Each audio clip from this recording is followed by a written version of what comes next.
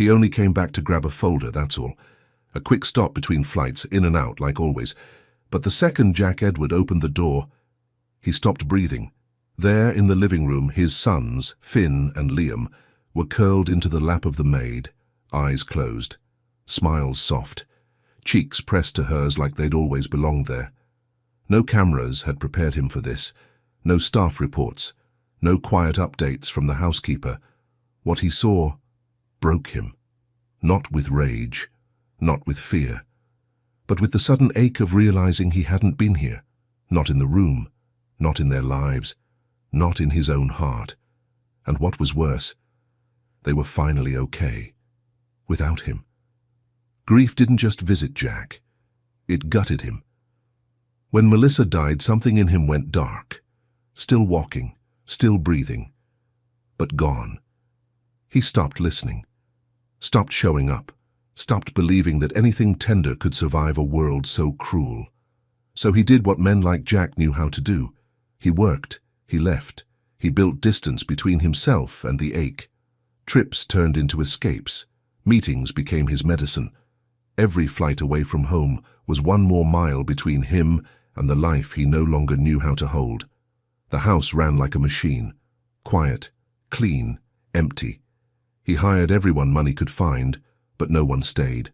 Not because they weren't skilled, but because you can't fix a soul with checklists. And then came Christine James. She wasn't loud, she wasn't trained in trauma.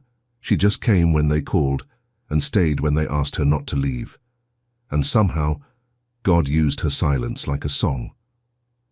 That day, when Jack walked in and saw his sons wrapped in her arms, their tiny hands clutching her shirt like it was the only safe place in the world, something cracked. Because for the first time in months, he saw peace. Not the kind you schedule, not the kind you earn, but the kind God places quietly in the hands of those who show up and stay. Jack didn't say a word. He couldn't. He just stood there, phone still in hand, world still spinning. And in that quiet, God whispered to his heart the one thing he'd stopped believing. This is still your home, but first, you have to come back. Before we begin this story, can I ask you something? When was the last time you stopped running? Stopped pretending you were okay? Stopped long enough to feel what you've buried? If you've ever walked through grief, if you've ever felt lost inside your own home, if you've ever wondered if God could still reach you after everything you've shut down, then this story is for you. Click subscribe, like this video, and tell us where in the world you're watching from. And as you watch, I pray something in this story reminds you, God doesn't need you to be perfect. He just wants you to come back, even if it's messy, even if it's broken, even if all you can do is stand in the doorway and cry. Let's begin. The wheels of the black sedan hadn't even cooled when Jack Edward stepped out, suit jacket still creased from the plane, eyes blank from the boardroom. It was supposed to be a 48-hour trip, but somewhere between Chicago and the silence he carried inside him, Jack had lost count. He didn't call ahead, didn't text the staff, didn't even tell the driver he was coming back. He just showed up, like a ghost re-entering his own home. The door opened with its usual hiss of automation. Same marble floor, same polished air, same emptiness. He didn't expect anything to be different, and maybe that was the problem. Jack walked through the entryway with the same half-scrolling thumb and dead-eyed focus he used in meetings, one step ahead of feeling, always one step removed from where he was. Until he heard it. A sound he hadn't heard in months, maybe longer. It wasn't music, not exactly. It was humming, low, gentle, untrained. The kind of sound a person makes when they think no one is listening. He turned the corner, half expecting a broken speaker or a forgotten TV, and then he saw them, his sons, Finn and Liam, one on each knee, tiny fingers tangled in her apron, their faces tucked into either side of Christine's neck. Smiling, smiling, not wild, not manic, not desperate for attention, just content, like they were right where they belonged. Christine didn't notice him. Her head was slightly bowed, humming a tune no one taught her. Just something she must have made up. Her arms were wrapped around the boys, not tight, but firm, like she knew they'd fall apart if she let go too soon. Jack froze in the doorway, not in anger, not even in confusion, just stillness. The kind that comes when your soul recognizes something your brain hasn't caught up to yet. He didn't speak, didn't move. He simply watched. The boys breathed in sync with her chest, every rise and fall, every tiny sigh of safety, as if they'd found something sacred, and decided to stay. Something inside Jack cracked, quietly.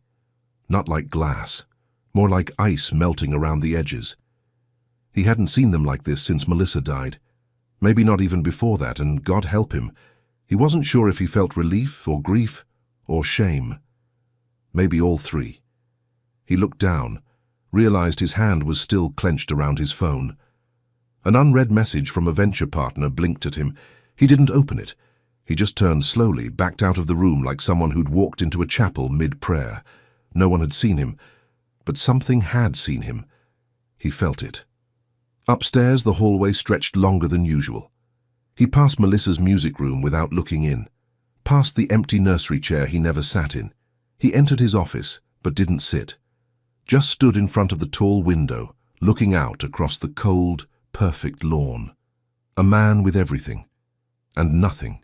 The silence in the house had always been his sanctuary, his fortress, his deal with the grief. But now it felt like judgment. Like every square inch of marble echoed a question he'd been avoiding. Where were you? Where were you when the boys cried in the night? When they reached for someone who wouldn't disappear by morning? Where were you when love asked for presence, not performance? Jack closed his eyes, and for the first time in months he didn't hear numbers or deadlines. He heard her, Christine, humming, steady, unhurried. He didn't know what song it was. Maybe it wasn't one. Maybe it was just a sound she made to tell two little boys, "You're safe now." And somehow, in a way he couldn't explain, he knew it wasn't just for them. It was for him, too. She hadn't seen him in the doorway, hadn't heard the soft click of the front door behind him. But still, she held them, still humming, still here. And as Jack turned away, quietly, almost reverently, something inside him whispered what he didn't yet know how to say, "Don't leave." That night Jack stood over the sink long after the dishes had been cleared. He hadn't touched his dinner, didn't remember sitting down. The house had grown quiet again, but this silence wasn't clean anymore. It was thick, full of questions he wasn't ready to ask. Christine was somewhere down the hall, settling the boys for bed. She always moved quietly, like someone who knew the cost of peace and didn't want to waste it. Jack stared out the kitchen window. It was raining lightly, the kind of soft drizzle that barely kissed the glass but carried its own kind of ache. He didn't usually notice things like that, but tonight he did. Earlier, he had reviewed the security footage. He didn't know why. Maybe he needed proof that what he saw was real. Maybe he needed a reason to feel angry. He clicked through the hours he'd been away, expecting something. What he found was silence, not emptiness, but peace. Christine reading to the boys in the living room. No big voices, no overstimulated noise, just quiet rhythm. She didn't force them to sit. She didn't demand focus. She waited until one of them crawled closer on his own, and then the other followed. She turned the pages slowly. Even when they lost interest, she kept reading aloud, her voice steady, as if presence mattered more than performance. In another clip, Liam cried when Finn took his toy. Christine didn't correct, didn't scold. She bent down, eye level, and whispered something he couldn't hear. Liam stopped crying, not because he was told to, but because he was understood. Jack clicked out of the footage, closed the laptop, pushed it to the other end of the desk like it had said something he wasn't ready to hear. He couldn't stop thinking about one thing. What if all this time he'd been giving his children structure but not love? What if love looked different now? Messier, quieter, softer than he knew how to be. Later that evening, he knocked gently on the boy's door. It wasn't something he did. Christine opened it halfway. Her voice was low. "They're asleep." He nodded, unsure why he'd come. Her apron was folded over one arm, her shoes already off. Hair tied back loosely, a smudge of flour on her wrist.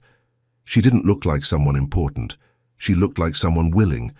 That unsettled him more than he could say. "I watched the footage," he said. Christine didn't flinch. "I know," she replied, with a strange kind of peace. "You always do." He should have been offended. He wasn't. Jack looked at the floor, then back at her. "They're close to you." She nodded. "I know." "And you never crossed a line?" Her eyes met his, warm, clear, not defensive. "I didn't draw any," she said. "I just stayed when they asked me not to leave." It was such a simple sentence, but it hit him like a weight he didn't see coming. She didn't push her way in. She didn't perform motherhood. She just stayed. And somehow staying had rewritten the atmosphere of a house built on grief. The next morning, Jack typed something, a document, household policy revision. He listed rules, logical ones, professional boundaries, no personal involvement, no emotional dependency, no bedtime singing, no calling staff by affectionate names. At the bottom, he added, "Maintain structure at all times." He paused, stared at that line like it meant something holy. It didn't. He emailed it to Christine. Subject line, "Protocol, effective immediately." She found it that afternoon, read it quietly in the laundry room, beneath the hum of the dryer. The light above her flickered a little. She didn't cry, didn't sigh. She just pulled a pen from her apron pocket, folded the printed copy back neatly, and scribbled one line beneath his signature space. "Structure only works when someone stays." Then she left it on the edge of his desk, beside a cooled cup of coffee he'd forgotten to drink. That night she followed the rules. She didn't sing, didn't kneel to meet the boys' eyes, didn't hold their hands when they whimpered in their sleep. By dinner, Liam was in tears. Finn had spilled juice and refused to be comforted.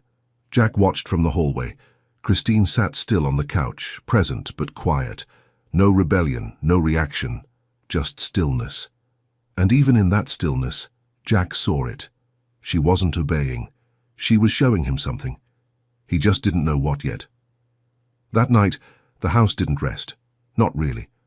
The lights dimmed, the doors closed, but the air still felt wrong. Too still, too clean, too quiet in all the places where love used to live. Christine folded laundry with the same steady hands, not because the rules deserved obedience, but because the boys still needed someone who wouldn't leave. And Jack. Jack sat in his office, staring at the line she'd written across his rules. Structure only works when someone stays. He read it again, then again, and still. He couldn't answer it. The memo was taped to the fridge before breakfast, crisp white paper, perfect black ink, signed with Jack's initials at the bottom like a contract he couldn't break. Christine read it in silence, her fingers smoothing the edge of the page once. Then again. No personal affection, no unnecessary contact, no humming, no emotional dependency.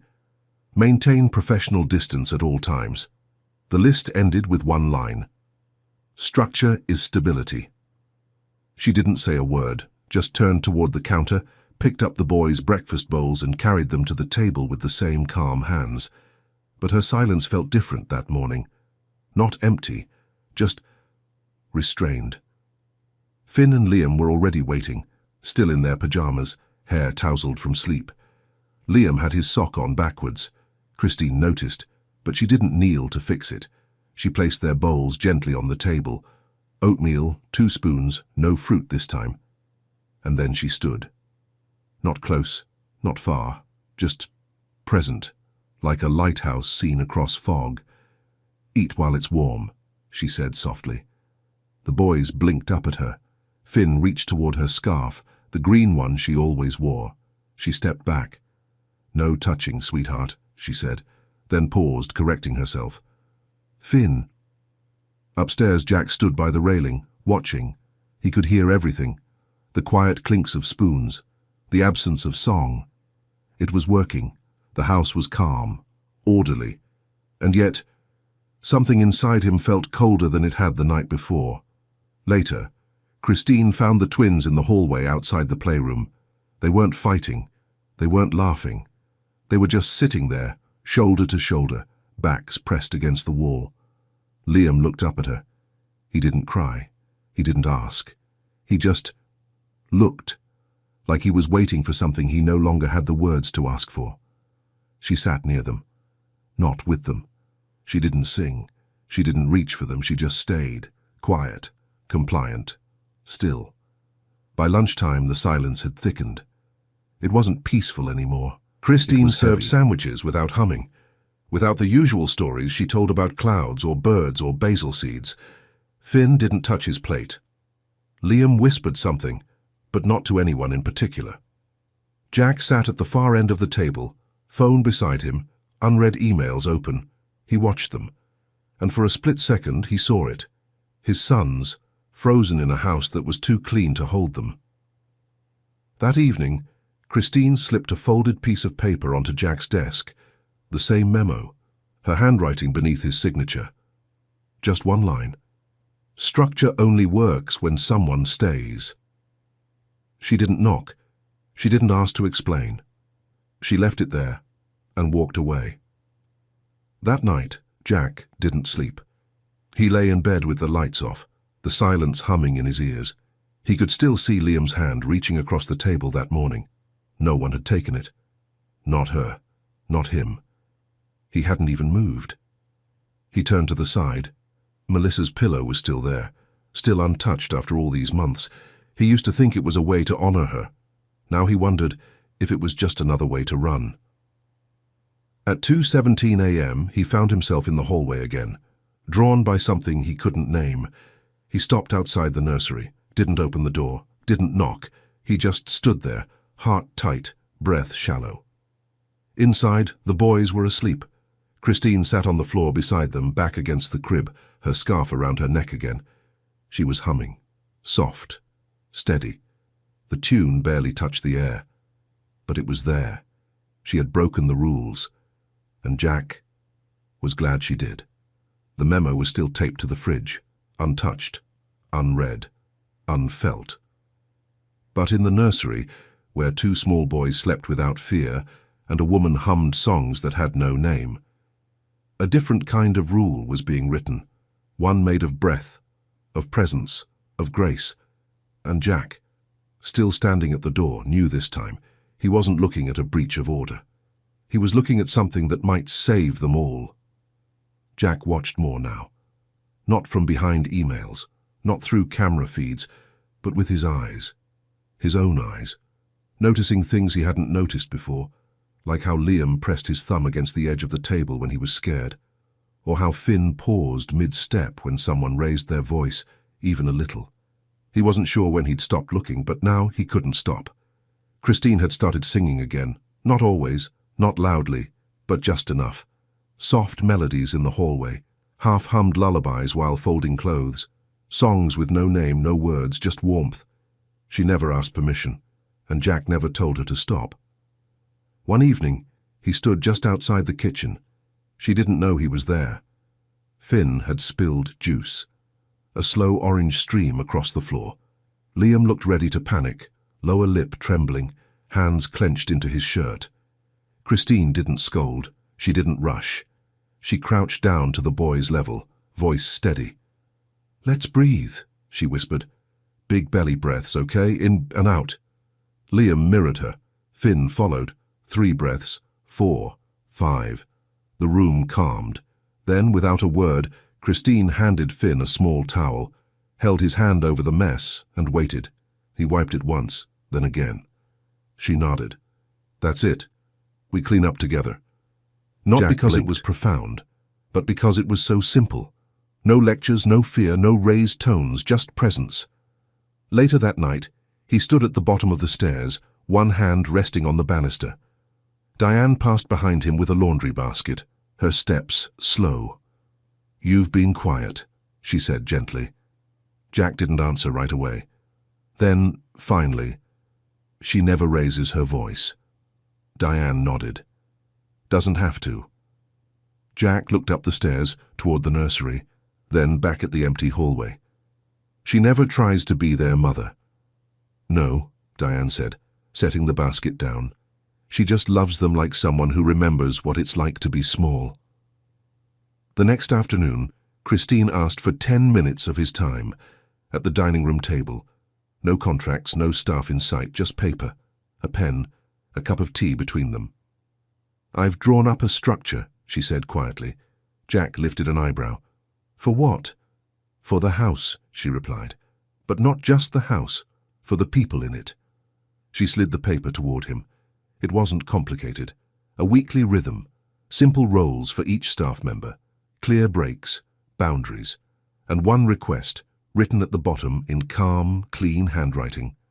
One night a week you're here, not as the boss, as their father. Jack stared at the page, the weight of those words pressed into his chest. He looked up. Christine met his eyes. No challenge, no push, just stillness. He cleared his throat. That's ambitious. Christine's mouth curved slightly. So are your quarterly projections. He didn't say yes, but he didn't say no. And somehow, that was enough for now. That evening, he found Finn sitting near the windowsill, a coloring book open but untouched. Christine was in the kitchen, her back turned, humming again.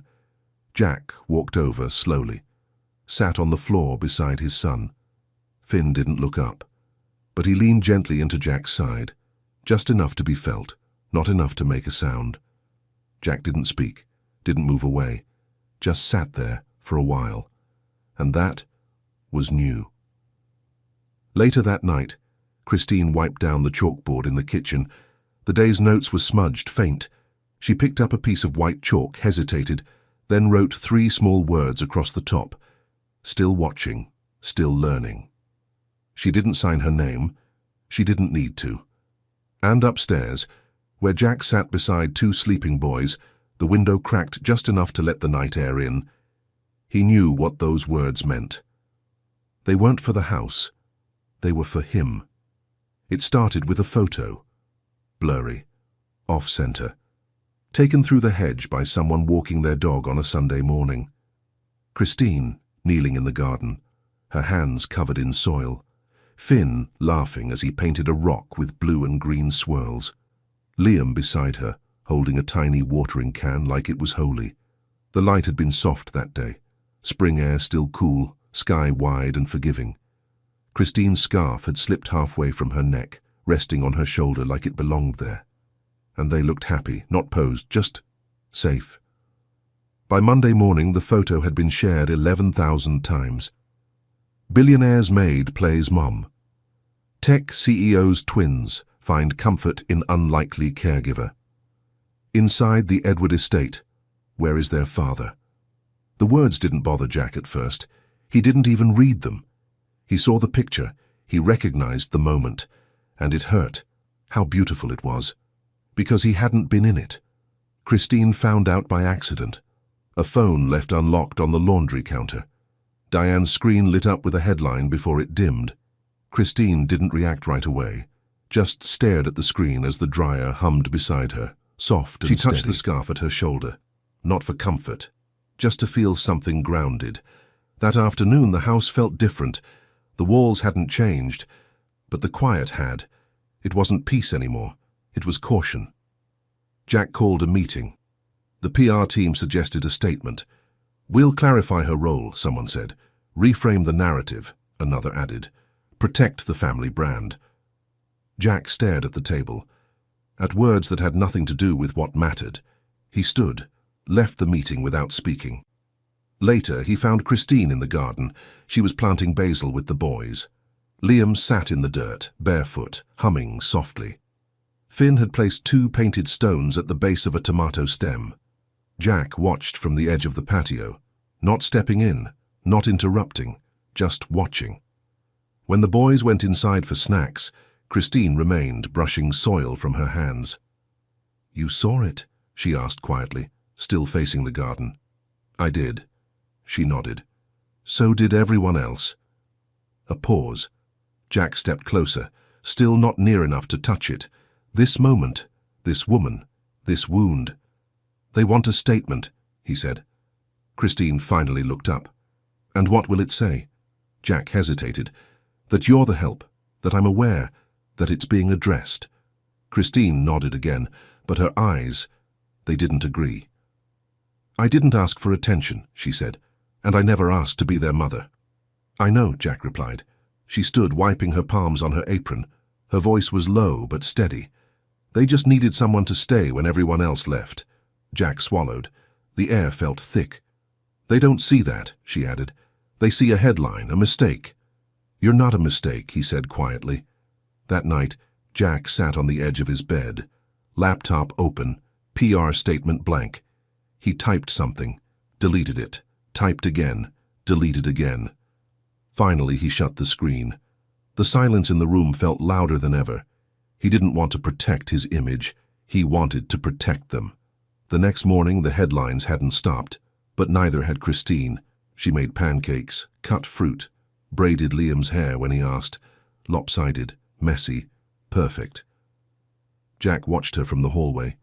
She looked tired, but not defeated. The boys didn't know about the internet, about shame, about optics. They only knew the scarf still smelled like lavender, and her lap still felt like home. That evening, Christine didn't hum. She just rocked gently in the nursery chair, Liam curled against her chest, Finn asleep at her feet on a folded blanket. Jack stood in the doorway, not hidden this time. He was there, really there. He didn't speak, didn't plan, just watched the way her fingers moved. Slow, steady, like someone who knew how to hold a storm without trying to stop the rain. It started with Liam's cough, soft, harmless, barely more than a whisper in the night. Then came Finn's shiver, the kind that made Christine stop mid-step in the hallway, because something in her, something from long ago, recognized that sound. By midnight, both boys were burning up, skin flushed, breaths shallow, their tiny bodies too still. Jack stood at the door to the nursery, eyes wide, arms stiff at his sides, like a man facing a storm with nothing in his hands. Christine didn't panic.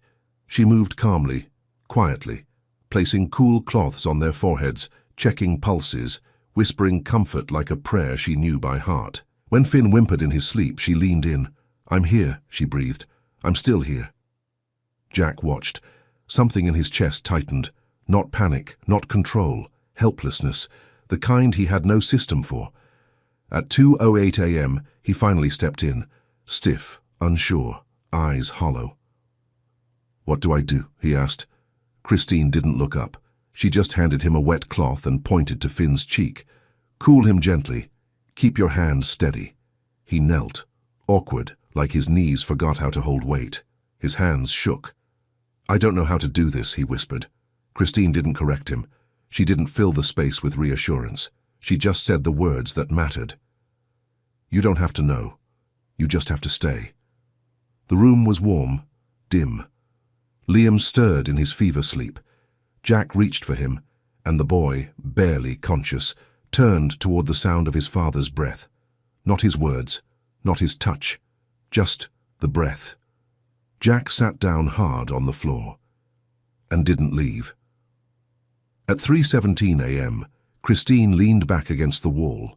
The boys were still burning, but their breathing had steadied. Jack's shirt was damp with sweat. One of the twins had curled into his lap, the other against Christine's shoulder. And in that small, heavy room, something broke. Not the fever. Jack. Quietly. Finally. He bowed his head, pressed his hand against his eyes, and let the grief come. Not loud, not messy, just real. The tears weren't for Melissa. They were for everything that came after. The numbness, the silence, the way he'd left the house but never really left the pain. Christine looked over, didn't say anything. Just reached across the rug and placed her hand over his, not as comfort, but as permission. You're allowed to feel this, and still stay. By dawn, the fevers began to drop. The room smelled of lemon balm and damp cloth. Sunlight touched the windows without asking for anything. Christine sat in the rocker, eyes closed, one hand resting on Liam's back. Jack hadn't moved. Finn was still asleep against his chest. The world was quiet, but not empty. Later, Christine walked into the kitchen. She didn't speak, didn't make noise. She picked up a piece of chalk and wrote 3 words on the board above the stove. Everyone stayed. No signature, no explanation, just that. Jack stood in the hallway, watching her hand leave the board. He felt something rise in his chest, small, unfamiliar. Not relief, not pride. Something softer, like belief. Beginning again. The house had never been this quiet, not even after the funeral. But this silence didn't feel like absence, it felt like surrender, like presence that no longer needed to be explained. And as Jack turned back toward the nursery, his sleeves still damp, his chest still aching, he whispered to no one in particular, "I stayed." As if saying it out loud might make it real, the fever broke, but something else stayed broken. Not in the boys, not in Christine, in Jack. The morning after, the house moved slowly. No meetings, no press calls, no scheduling apps buzzing. Just warm toast, 2 blankets on the floor, a cold cup of coffee no one drank. Jack sat at the kitchen table, eyes red, sleeves rolled to his elbows. Christine moved around him, not avoiding, not approaching, just with him. There was nothing to fix, nothing to say. The night had already spoken. He found the boys in the living room later that afternoon, both curled on the rug beneath a window, crayons scattered around them like flower petals. The light fell soft across the carpet, long beams of quiet. Liam looked up and reached for Jack's hand without hesitation. Jack sat down beside him, slowly, carefully, as if something holy had settled on this house and he didn't want to disturb it. He didn't speak. He just let Liam climb into his lap. Finn soon followed, and there, in that sacred hush of a room once ruled by control, he let them be close. Christine watched from the hallway for a moment. She didn't enter, didn't interrupt. She just smiled, small, tired, real, and walked back to the kitchen. She had started something, but she didn't need to own it. She only needed to keep holding space. By evening, the quiet was starting to feel like peace, until the black car pulled up, and Victoria stepped out. Jack's mother hadn't visited since Melissa's funeral. Too many headlines, too much grief, too many reasons to stay safely distant. But now, with stories spreading and photos still circulating, she'd arrived. Silver hair pinned tightly, pearls like armor, shoes that didn't tolerate carpets. She walked into the house without knocking, the kind of entrance built from old money, old pain, and a voice that had always been listened to. Christine was in the kitchen with the boys, washing grapes. Victoria stopped in the doorway. "This is the woman?" Christine turned. "Hello." Victoria didn't answer. She turned to Jack instead, her voice sharp enough to chill the room. "You've let this go on long enough." Jack didn't flinch, didn't defend. He looked down at the boys, Liam holding a paper towel with 3 grapes inside, like it was something precious. Victoria crossed her arms. "This is inappropriate, Jack. You know how this looks." "She's not pretending to be their mother," he said. "No," Victoria replied. "She's something worse. Confusing, unprofessional, emotional." Christine said nothing. She picked up a dish rag, folded it once, then again.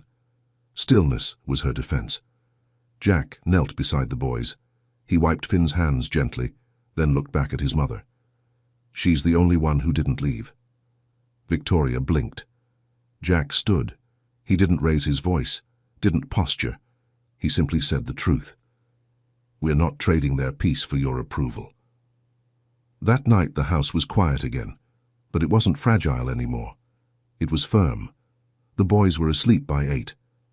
Christine sat on the nursery floor, sorting blocks and broken crayons into a small box. Jack stood by the door, unsure whether to speak. She looked up. "You didn't have to say that," she said softly. "I did." Christine smiled. Tired, kind, not triumphant. "Most people don't." Jack walked in, lowered himself to the rug. His knees cracked. His tie was still on. He picked up a red crayon. "You're not most people," he said. The hallway light stayed on later than usual that night. No one said why. No one turned it off. The carpet held the shape of where they'd sat, crayon marks, warmth pressed into its fibers, like evidence that something human had happened here. And though nothing dramatic changed, something quiet had. Jack had drawn his first line, not in ink, not in power, but in presence. And for the first time. He didn't look back. The headlines didn't stop, not even after the press team went silent. Not after Jack shut down interviews, declined statements, refused to spin the story. Still, the internet buzzed. Who is Christine James? A maid or a mother? Behind the Edward estate's closed doors. She ignored it, as she always had, until the letter arrived. It came folded in a plain envelope, slid beneath the back door during nap time. No name, no return address. Just one line in careful script. "We don't need your story framed. We just want the truth, and we'll give it room to breathe." It was signed by a local journalist, not tabloid, not loud, just a woman known for listening. Christine stared at it for a long time. She didn't answer right away. That evening, Jack found her in the garden. The boys were asleep. The basil had finally taken root. She sat on the bench alone, the envelope beside her. Jack didn't ask what it was. He just sat down beside her, hands folded, shoulders close but not touching. After a long silence, she finally said, "They want to tell the truth." Jack looked out across the garden, then at her. "What truth?" Christine's voice didn't shake. "That I stayed, not because I was hired to, but because they asked me not to leave." Jack nodded once. "They'll twist it," he said quietly. "I know." Another pause. "But I'm tired of being someone people explain." She looked at him then, clear, calm, brave. "I'm not their mother, but I am part of this house, and they know it. That should be enough." Jack didn't try to stop her, not this time. He reached over slowly and placed his hand gently over hers on the bench. "Then tell it," he said. "Your way." The article went live 3 days later. No pictures, no headlines, no viral spin, just a title that sat softly on the page. The work that holds the house. No quotes from Jack, no exposure of the children. Only Christine's voice. Measured, honest, quiet. She spoke of grief, of losing her parents in a fire, of raising her little sister on nothing but instinct and prayer, of silence, and staying. "I don't fix children," she wrote. "I don't replace mothers. I just stay in the room long enough for them to remember they're still loved." There were no interviews, no book deal, no follow-up. But something changed. A neighbor left a casserole at the gate. Someone dropped off sidewalk chalk and a box of strawberries. The mailman asked if Christine could teach his wife how to grow basil, and when the delivery woman brought groceries, she handed the receipt to Christine, not the security guard. Jack read the article alone, twice, then a third time. When he reached the final line, he had to stop reading, not because it broke him, but because it felt like someone had handed him a mirror. He whispered the last sentence out loud just to hear it. "Love is not loud, it's what you do after the room goes quiet." That night, Christine made pasta, and the boys stirred the sauce. Finn added too much salt. Liam dropped a spoon. Nobody corrected anyone. They just laughed. Christine wiped the counter. Jack set 2 small plates at the table, and the air, once sterile, heavy, felt lived in. Later that night, Christine found a small stone on the porch, painted, crooked. A child's hand had drawn a heart in red. Beneath it, a word in shaky marker. Home. She picked it up, turned it over once, then walked inside and placed it gently on the kitchen windowsill, right beside the vase of wildflowers she hadn't bought, but someone had left without needing to be seen. Spring didn't arrive all at once. It crept in slowly, through cracked windows, half-open doors, and bare feet on cool grass. The tulips out front bloomed sideways, crooked, wild, but they bloomed. Christine stood in the garden with the boys, kneeling in the dirt, showing them how to press basil roots gently into the soil. Liam asked why they had to leave space between the plants. Christine smiled. "So they can breathe," she said. "Even roots need room."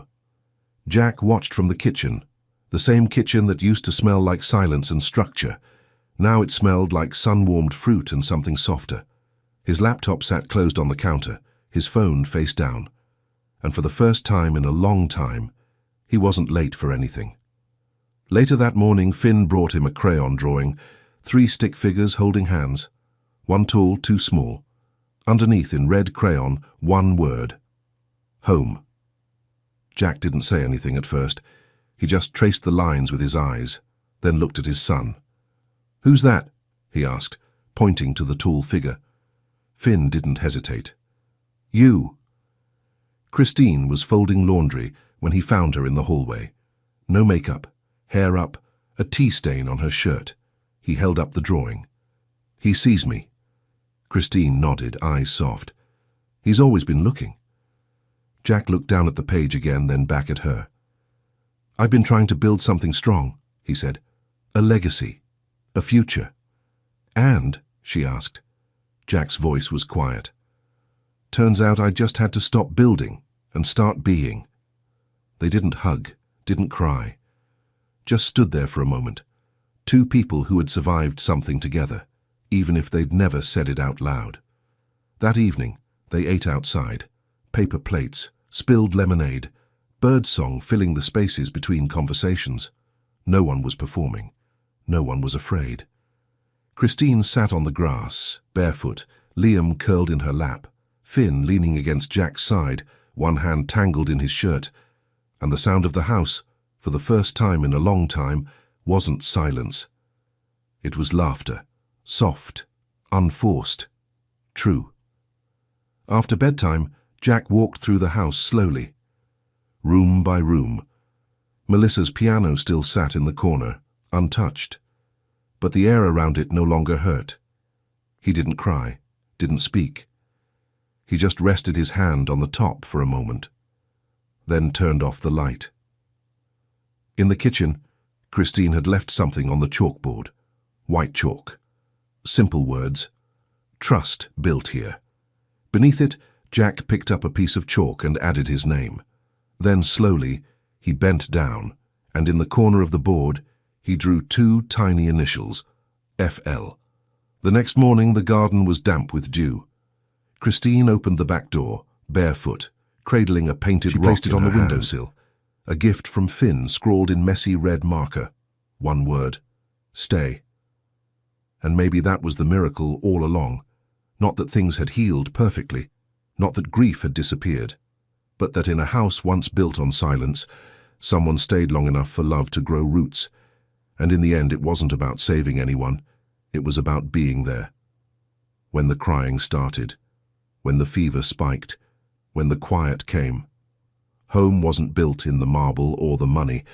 It was built in the hum of a song with no words, in the grip of a tiny hand on a shirt sleeve, in the stillness shared between broken hearts, learning how to beat again. Jack stood by the door that morning, coffee in hand, watching as the boys ran barefoot into the sunlight, Christine chasing them with a smile that didn't need permission. And for the first time in years, he didn't feel like someone managing a family. He felt like someone who had one. "Daddy?" The words stopped Robert Scott's heart. He stood in his own doorway, frozen, staring at something he couldn't understand. His 10-year-old daughter was on her knees, scrubbing the floor in a maid's uniform. Her hands were bleeding. Her face was soaked with tears. And beside her, dressed the same way, was Jennifer, the housemaid he barely knew. Robert dropped his briefcase. What the hell is going on? Robert had been gone for 6 months. Tokyo, Singapore, London, building his company into something powerful. He'd missed Ava's birthday, her school play, half her life, but he'd promised himself this was the last trip. He'd come home and make everything right. He walked through the door expecting his daughter to run to him with that bright smile she used to have. Instead, she flinched when she heard his voice. She was terrified. Jennifer stood up slowly, hands raised like she was trying to calm him down. "Mr. Scott, please, if I could just explain." "Explain what?" Robert's voice cracked. "Why is my daughter dressed like this? Why is she on her knees in her own home?" "She didn't do anything," Ava tried to say, but her voice was so small it barely came out. Then he heard footsteps on the stairs.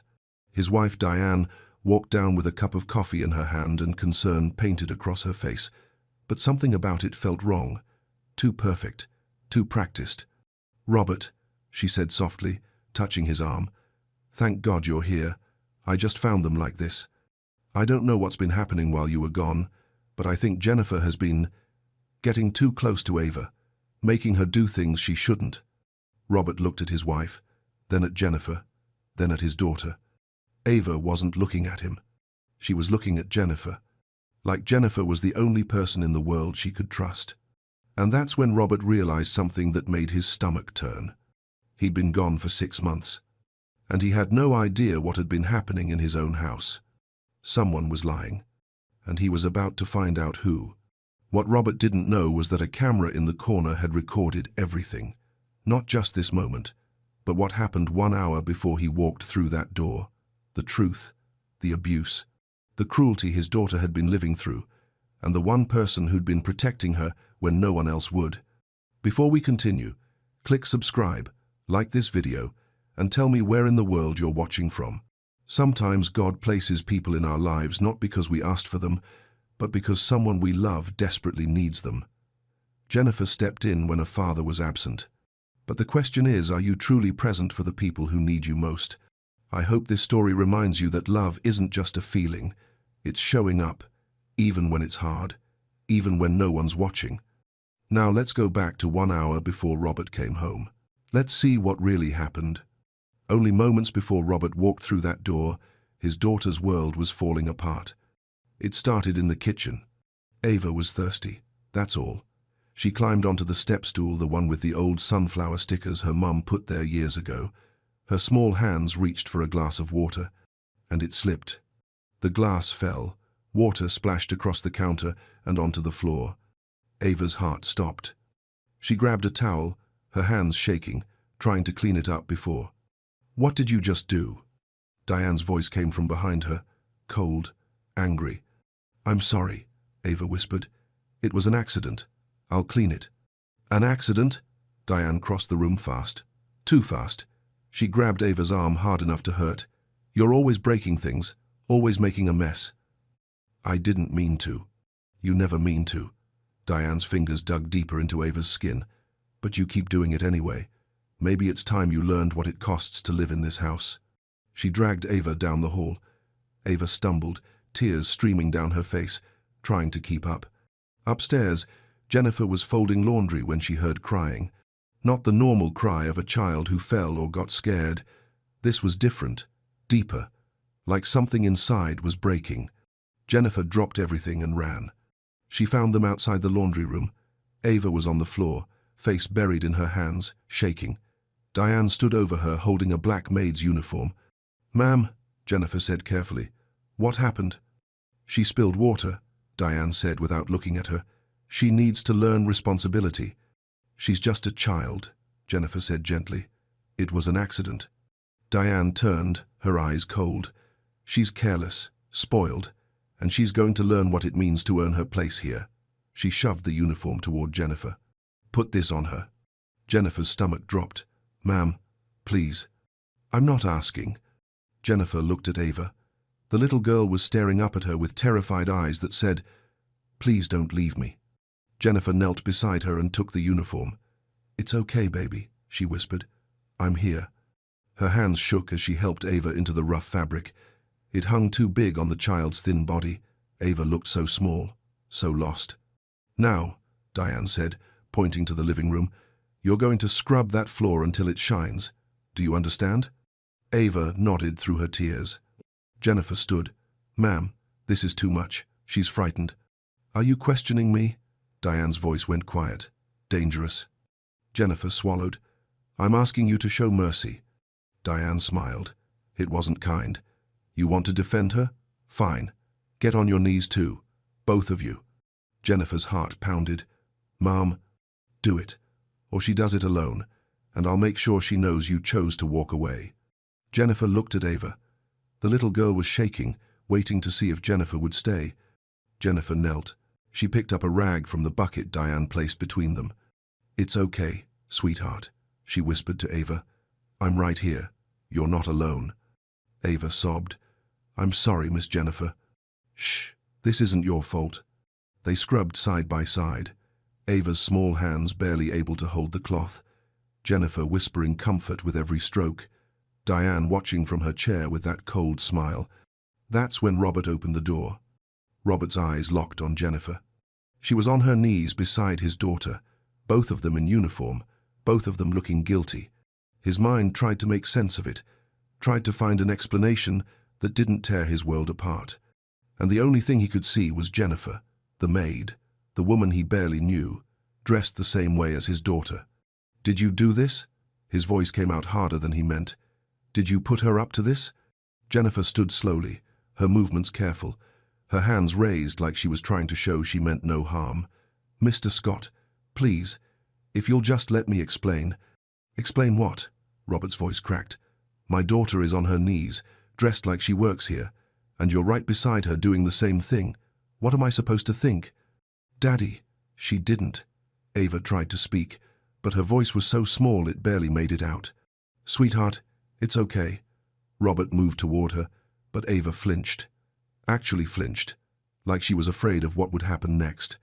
That stopped him cold. Oh, Robert. Diane's voice floated down from the stairs, soft, concerned, perfectly timed. Thank God you're finally home. She came down slowly, one hand trailing along the railing, the other holding her coffee cup like she was in a movie. Her silk robe was perfectly tied, her hair perfectly styled. Everything about her looked calm, controlled, too controlled. I just walked in myself, Diane said, reaching for his arm. I found them like this. I've been so worried about what's been happening while you've been away. Robert looked at his wife, then at Jennifer, then at his daughter.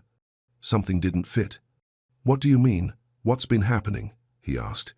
Diane's hand tightened on his arm. She's been overstepping, Robert. She glanced at Jennifer without really looking at her. Getting too involved with Ava, making her do things. I don't know if it's some kind of game or... That's not true. Jennifer's voice was quiet but steady. Diane's eyes flashed. Excuse me? Ma'am. Jennifer didn't look away. You know that's not what happened here. The air shifted. Robert felt it. Something in Jennifer's voice, something in the way Diane's smile tightened just slightly at the corners. Are you calling me a liar? Diane's voice was still soft, but there was steel underneath. I'm saying there's more to this story. Robert looked at Ava. She was staring at Jennifer like she was the only safe thing in the room. Not at him, not at Diane, at Jennifer. His daughter trusted the maid more than she trusted her own family. That thought hit him like a punch to the chest.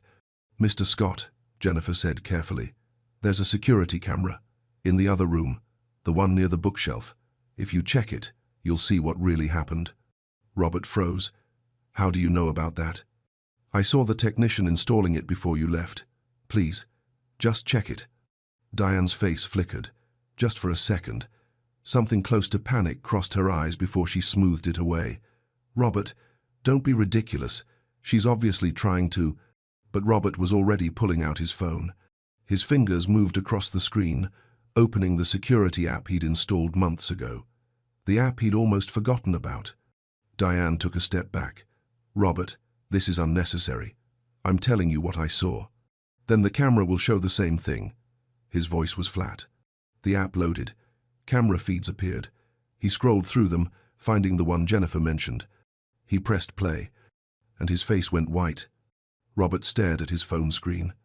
The footage played in silence, but he didn't need sound to understand what he was seeing. Ava reaching for the glass. It falling. Water spilling across the counter. Then Diane storming in, her face twisted with rage. Her hand grabbing Ava's arm so hard the child's body jerked sideways. her mouth moving, shouting words Robert couldn't hear but could feel in his chest. Ava trying to apologize, trying to clean it up, her small body trembling. Diane dragging her down the hall.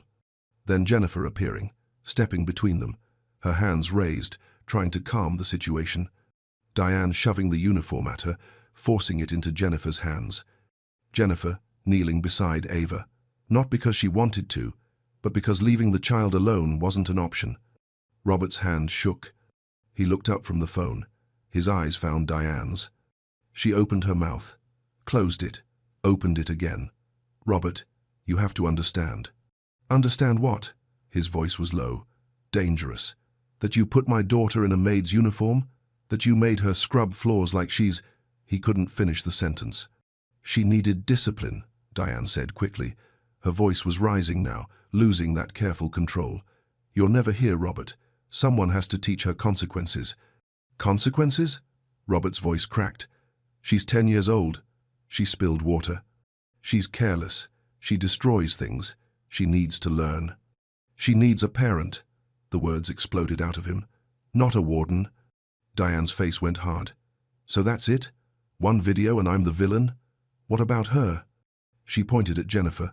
"She's been manipulating Ava for months, making her dependent, acting like some kind of replacement mother." Robert looked at Jennifer. She hadn't moved, hadn't defended herself. She just stood there, hands folded, eyes down, calm, steady, like she'd been carrying this weight for so long she'd learned how to hold it without breaking. "Is that true?" Robert asked her. Jennifer looked up. Her eyes met his. "I love your daughter, Mr. Scott. That's true. But I never tried to replace anyone. I just tried to make sure she knew she wasn't alone." The words hit him like stones. She wasn't alone. Because he'd left her. He'd chosen boardrooms over bedtime stories, deals over dinners, success over his own child. He turned to Ava. She was still on the floor, still in that uniform, clutching her stuffed lion like it was the only thing keeping her together. "Sweetheart," he said, his voice breaking, "why didn't you tell me?" Ava's lip trembled. Tears spilled down her cheeks. "She said you wouldn't believe me. She said you'd think I was lying because I didn't like her. She said you'd send me away."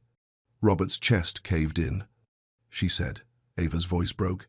"She said you'd be happier if I wasn't here." Robert dropped to his knees in front of his daughter. He reached for her, and this time she didn't flinch. She fell into his arms, sobbing against his chest. "I'm so sorry," he whispered into her hair. "I'm so sorry, baby."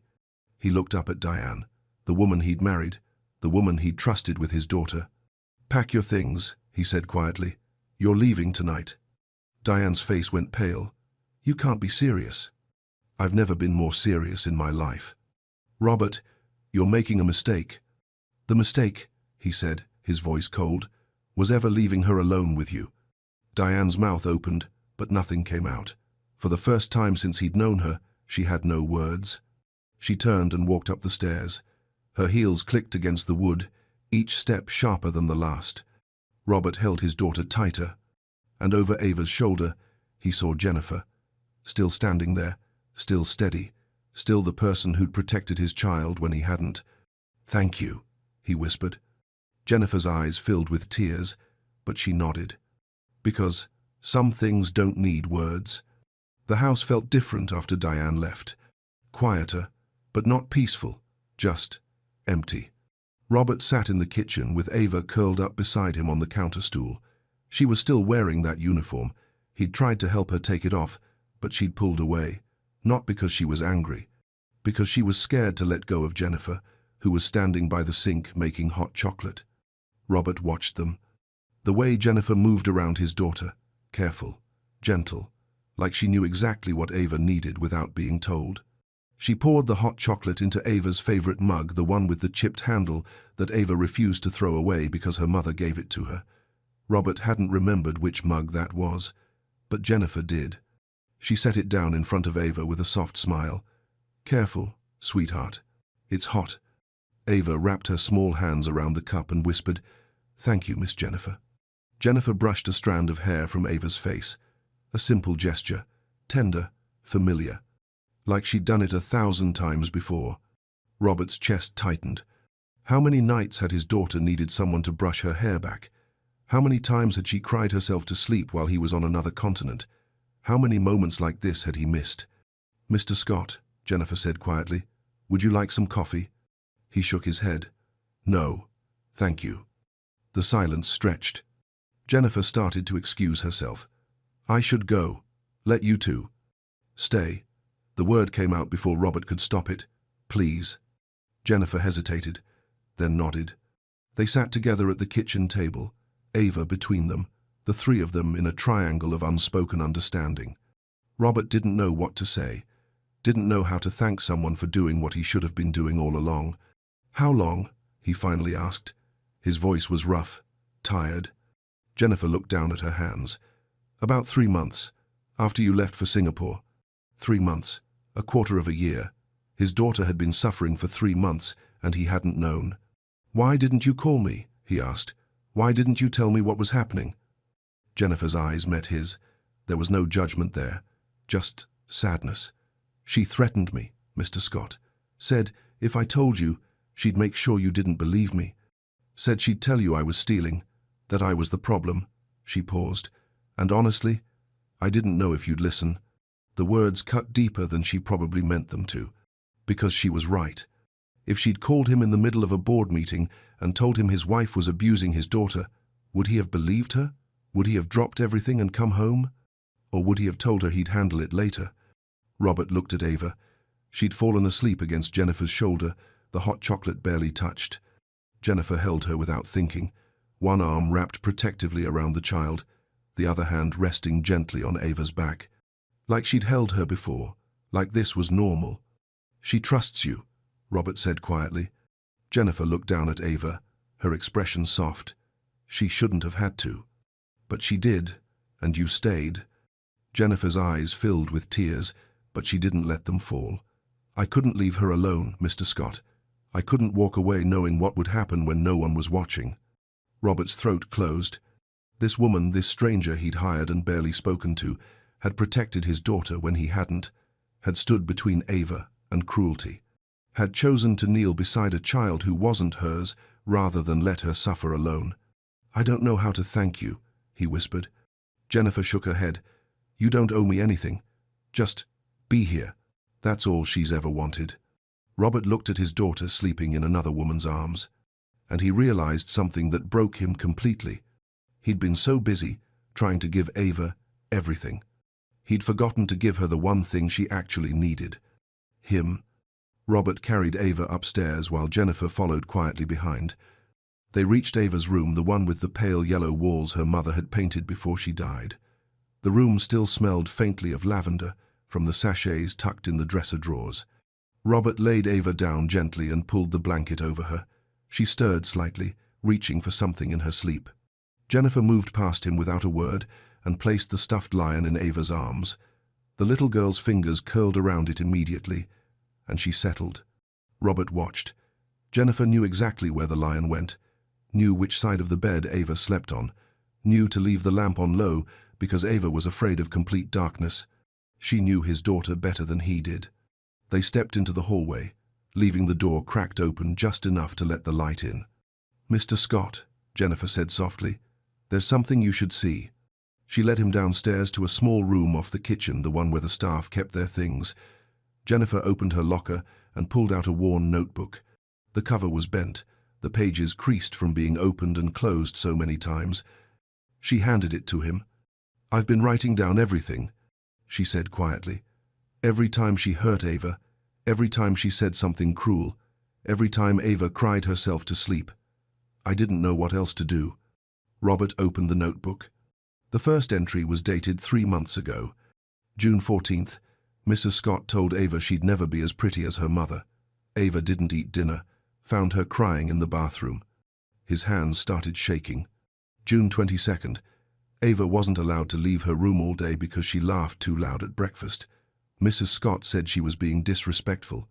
July 8th, Mrs. Scott called Ava a mistake, said her father only keeps her around out of obligation. Robert's vision blurred. Page after page, entry after entry. Months of pain his daughter had endured while he was closing deals and chasing success. August 3rd. Ava asked if her daddy still loved her. I told her yes, but I don't think she believed me. Robert's knees buckled. He sat down hard on the bench by the wall, the notebook still open in his hands. Why didn't she tell me? His voice cracked. Why didn't she say something on our video calls? Jennifer sat beside him. She tried once. About a month ago. She started to tell you something, and Mrs. Scott walked into the room. After you hung up, Mrs. Scott told Ava that if she ever said anything again, you'd send her to boarding school, that you'd think she was lying to get attention. Robert's chest felt like it was caving in. She made Ava believe you didn't want to hear it, Jennifer continued, that you were too busy, too important, that complaining would just make you love her less. Robert buried his face in his hands. He'd failed her. Completely. Utterly. Failed her. I should have been here, he whispered. I should have seen it. Jennifer's hand rested gently on his shoulder. You're here now. That's what matters. Is it? Robert looked up at her, his eyes red. Is it enough, after everything she's been through? Jennifer's voice was steady, certain.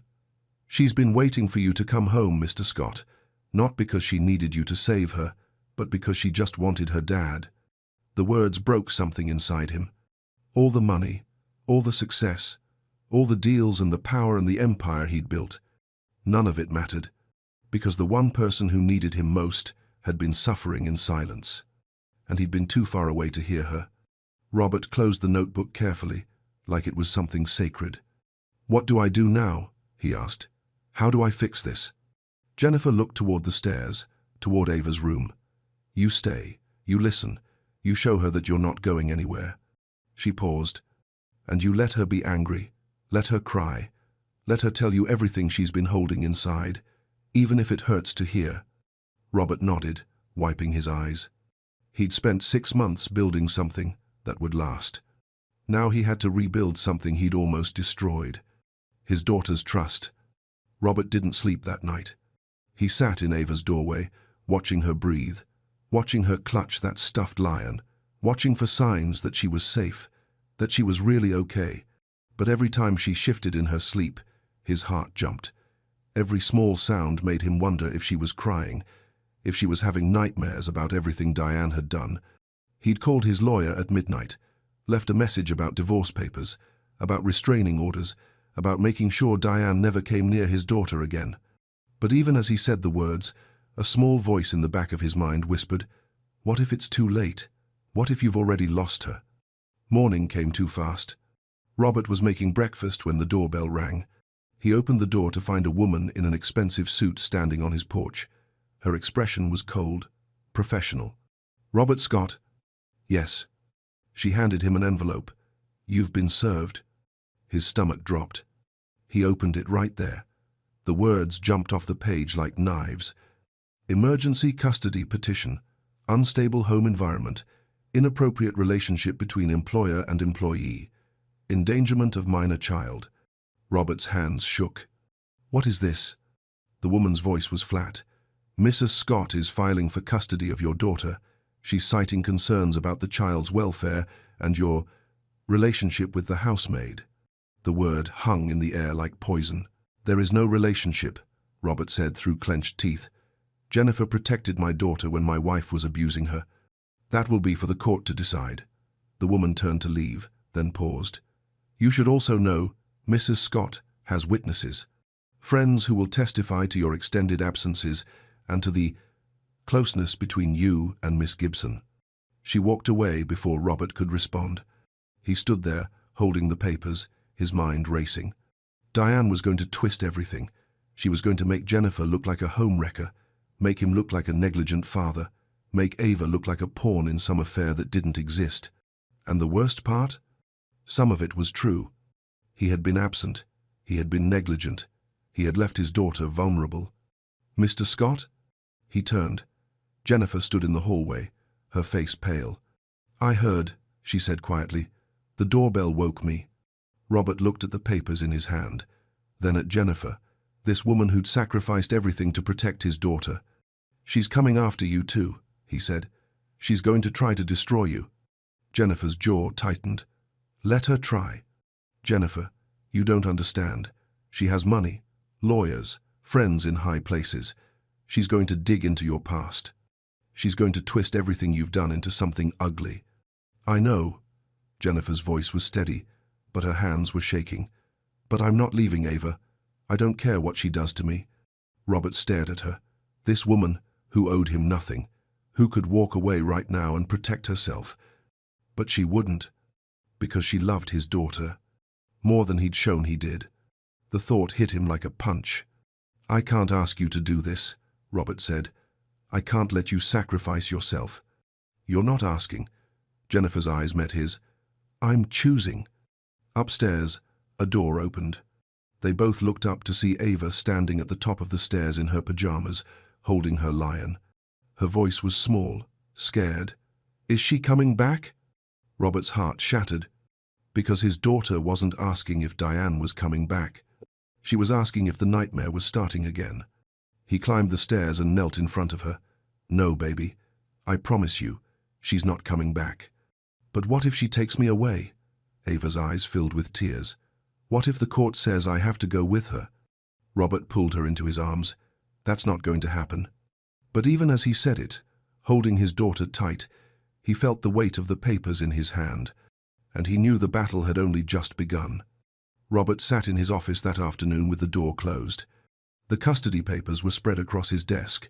Legal language, cold facts, a twisted version of his life written by Diane's lawyers. Father repeatedly absent for extended periods.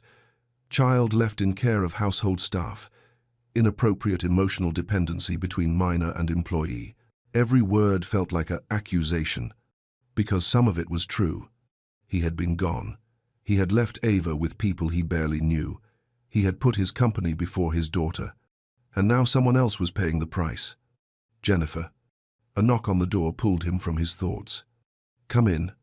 Jennifer stepped inside, her movements hesitant. I'm sorry to bother you.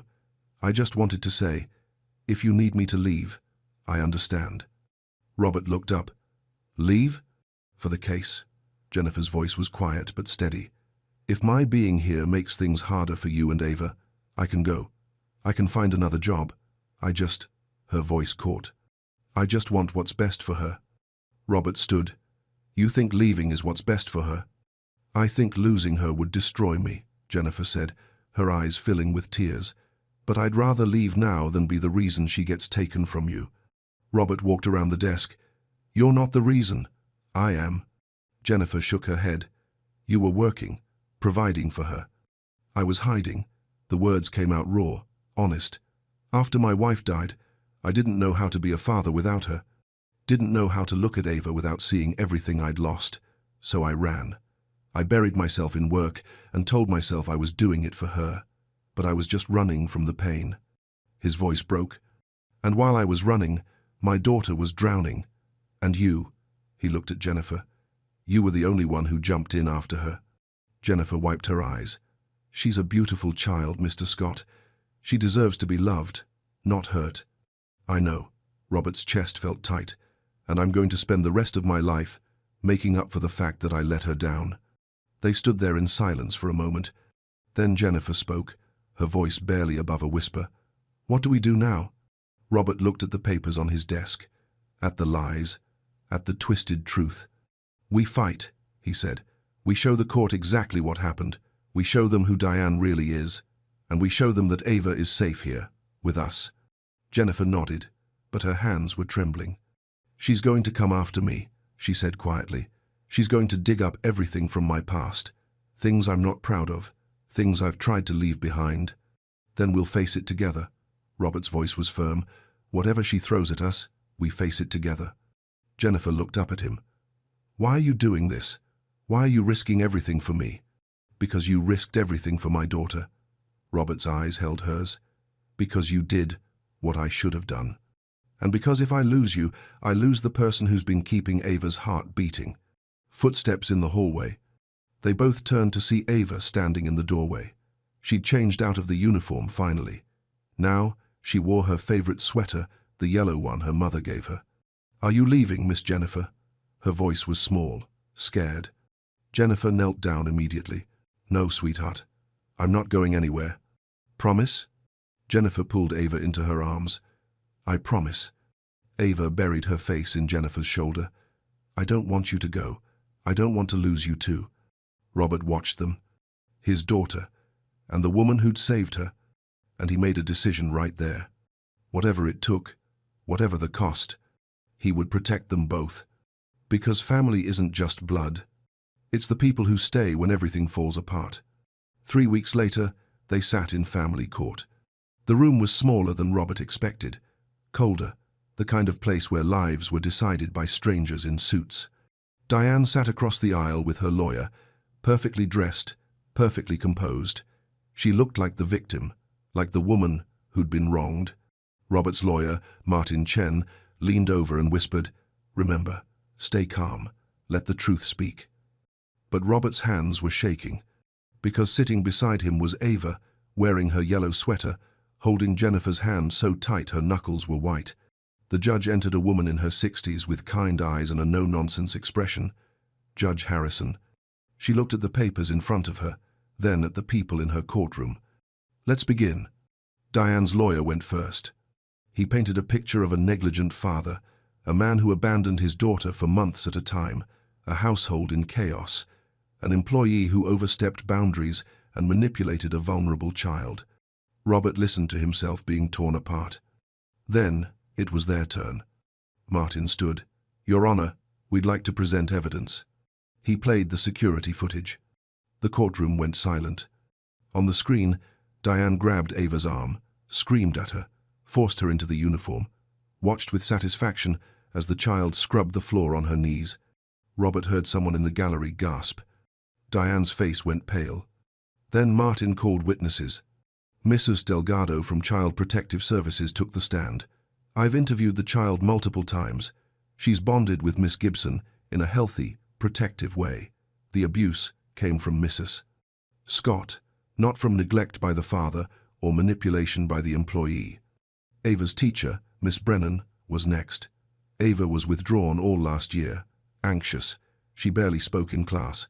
But in the last few weeks, since her father came home and Mrs. Scott left, she's completely changed. She's smiling again, participating. She told me that Miss Jennifer taught her she was worth loving. Robert's throat tightened. Then Dr. Raymond, the child psychologist. "This is a classic case of emotional abuse from a step-parent and a protective attachment formed with a caregiver. Jennifer Gibson provided what we call a protective factor. She quite literally may have saved this child's psychological well-being." Finally, Martin called Jennifer. She walked to the stand slowly, her hands folded. She looked small up there, vulnerable. Diane's lawyer stood. "Miss Gibson, isn't it true you have a criminal record?"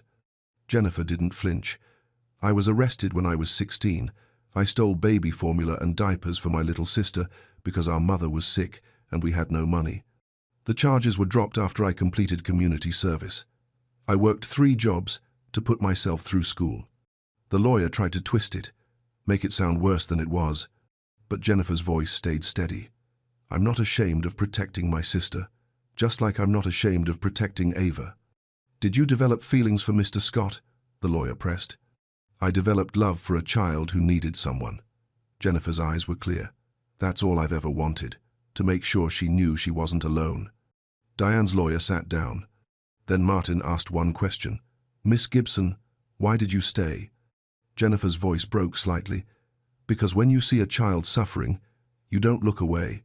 You don't calculate the cost.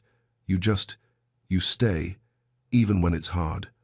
Even when no one's watching, you stay." The courtroom was silent. Judge Harrison made a note. Then she looked up. "I'd like to speak with the child, in chambers."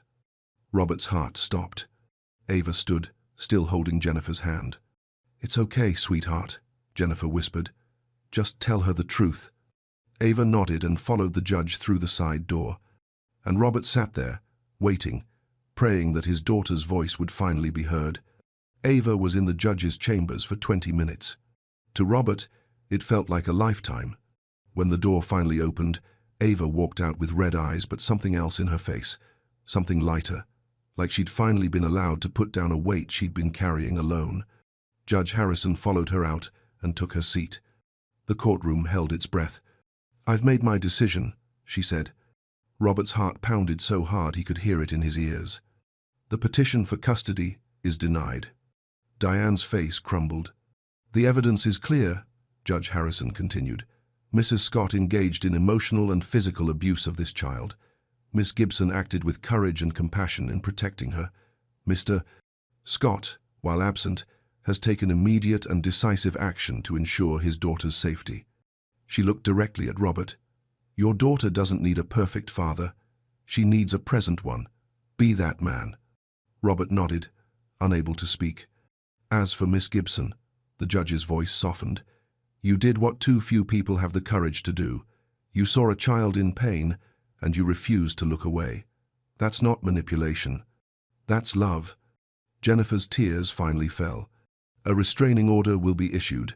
Mrs. Scott is not to contact the child or come within 500 feet of the family home." Judge Harrison brought down her gavel. "This case is closed."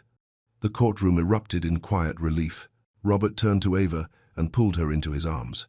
She clung to him, crying into his shoulder, not from sadness this time, but from something that felt like freedom. "I'm here, baby," he whispered. "I'm not going anywhere ever again." 6 months later, Christmas morning.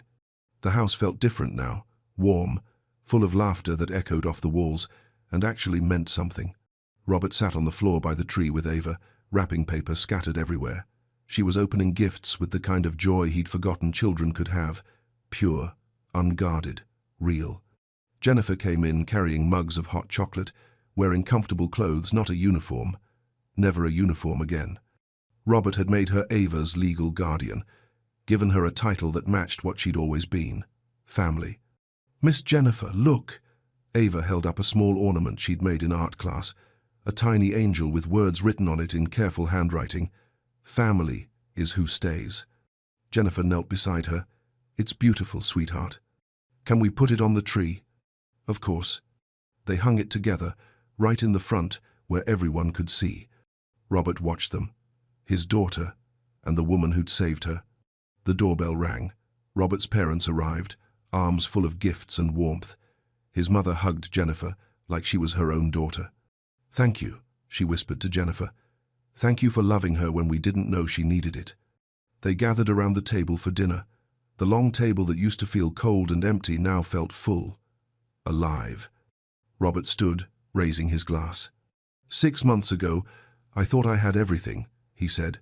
Money, success, power, but I was empty. I'd lost sight of what actually mattered. He looked at Ava. "My daughter showed me what courage looks like. She survived something no child should have to face." Then, at Jennifer. "And this woman, she showed me what love really means.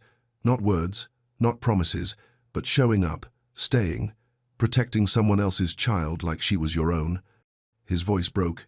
"I don't deserve either of you, but I'm going to spend the rest of my life trying to be worthy of you." Jennifer's eyes filled with tears. Ava climbed into Robert's lap and whispered, "I love you, Daddy. I love you too, baby, so much." Later that night, after everyone had gone to bed, Robert stood in Ava's doorway watching her sleep. She looked peaceful, safe, like a child should look. Jennifer appeared beside him, her voice soft.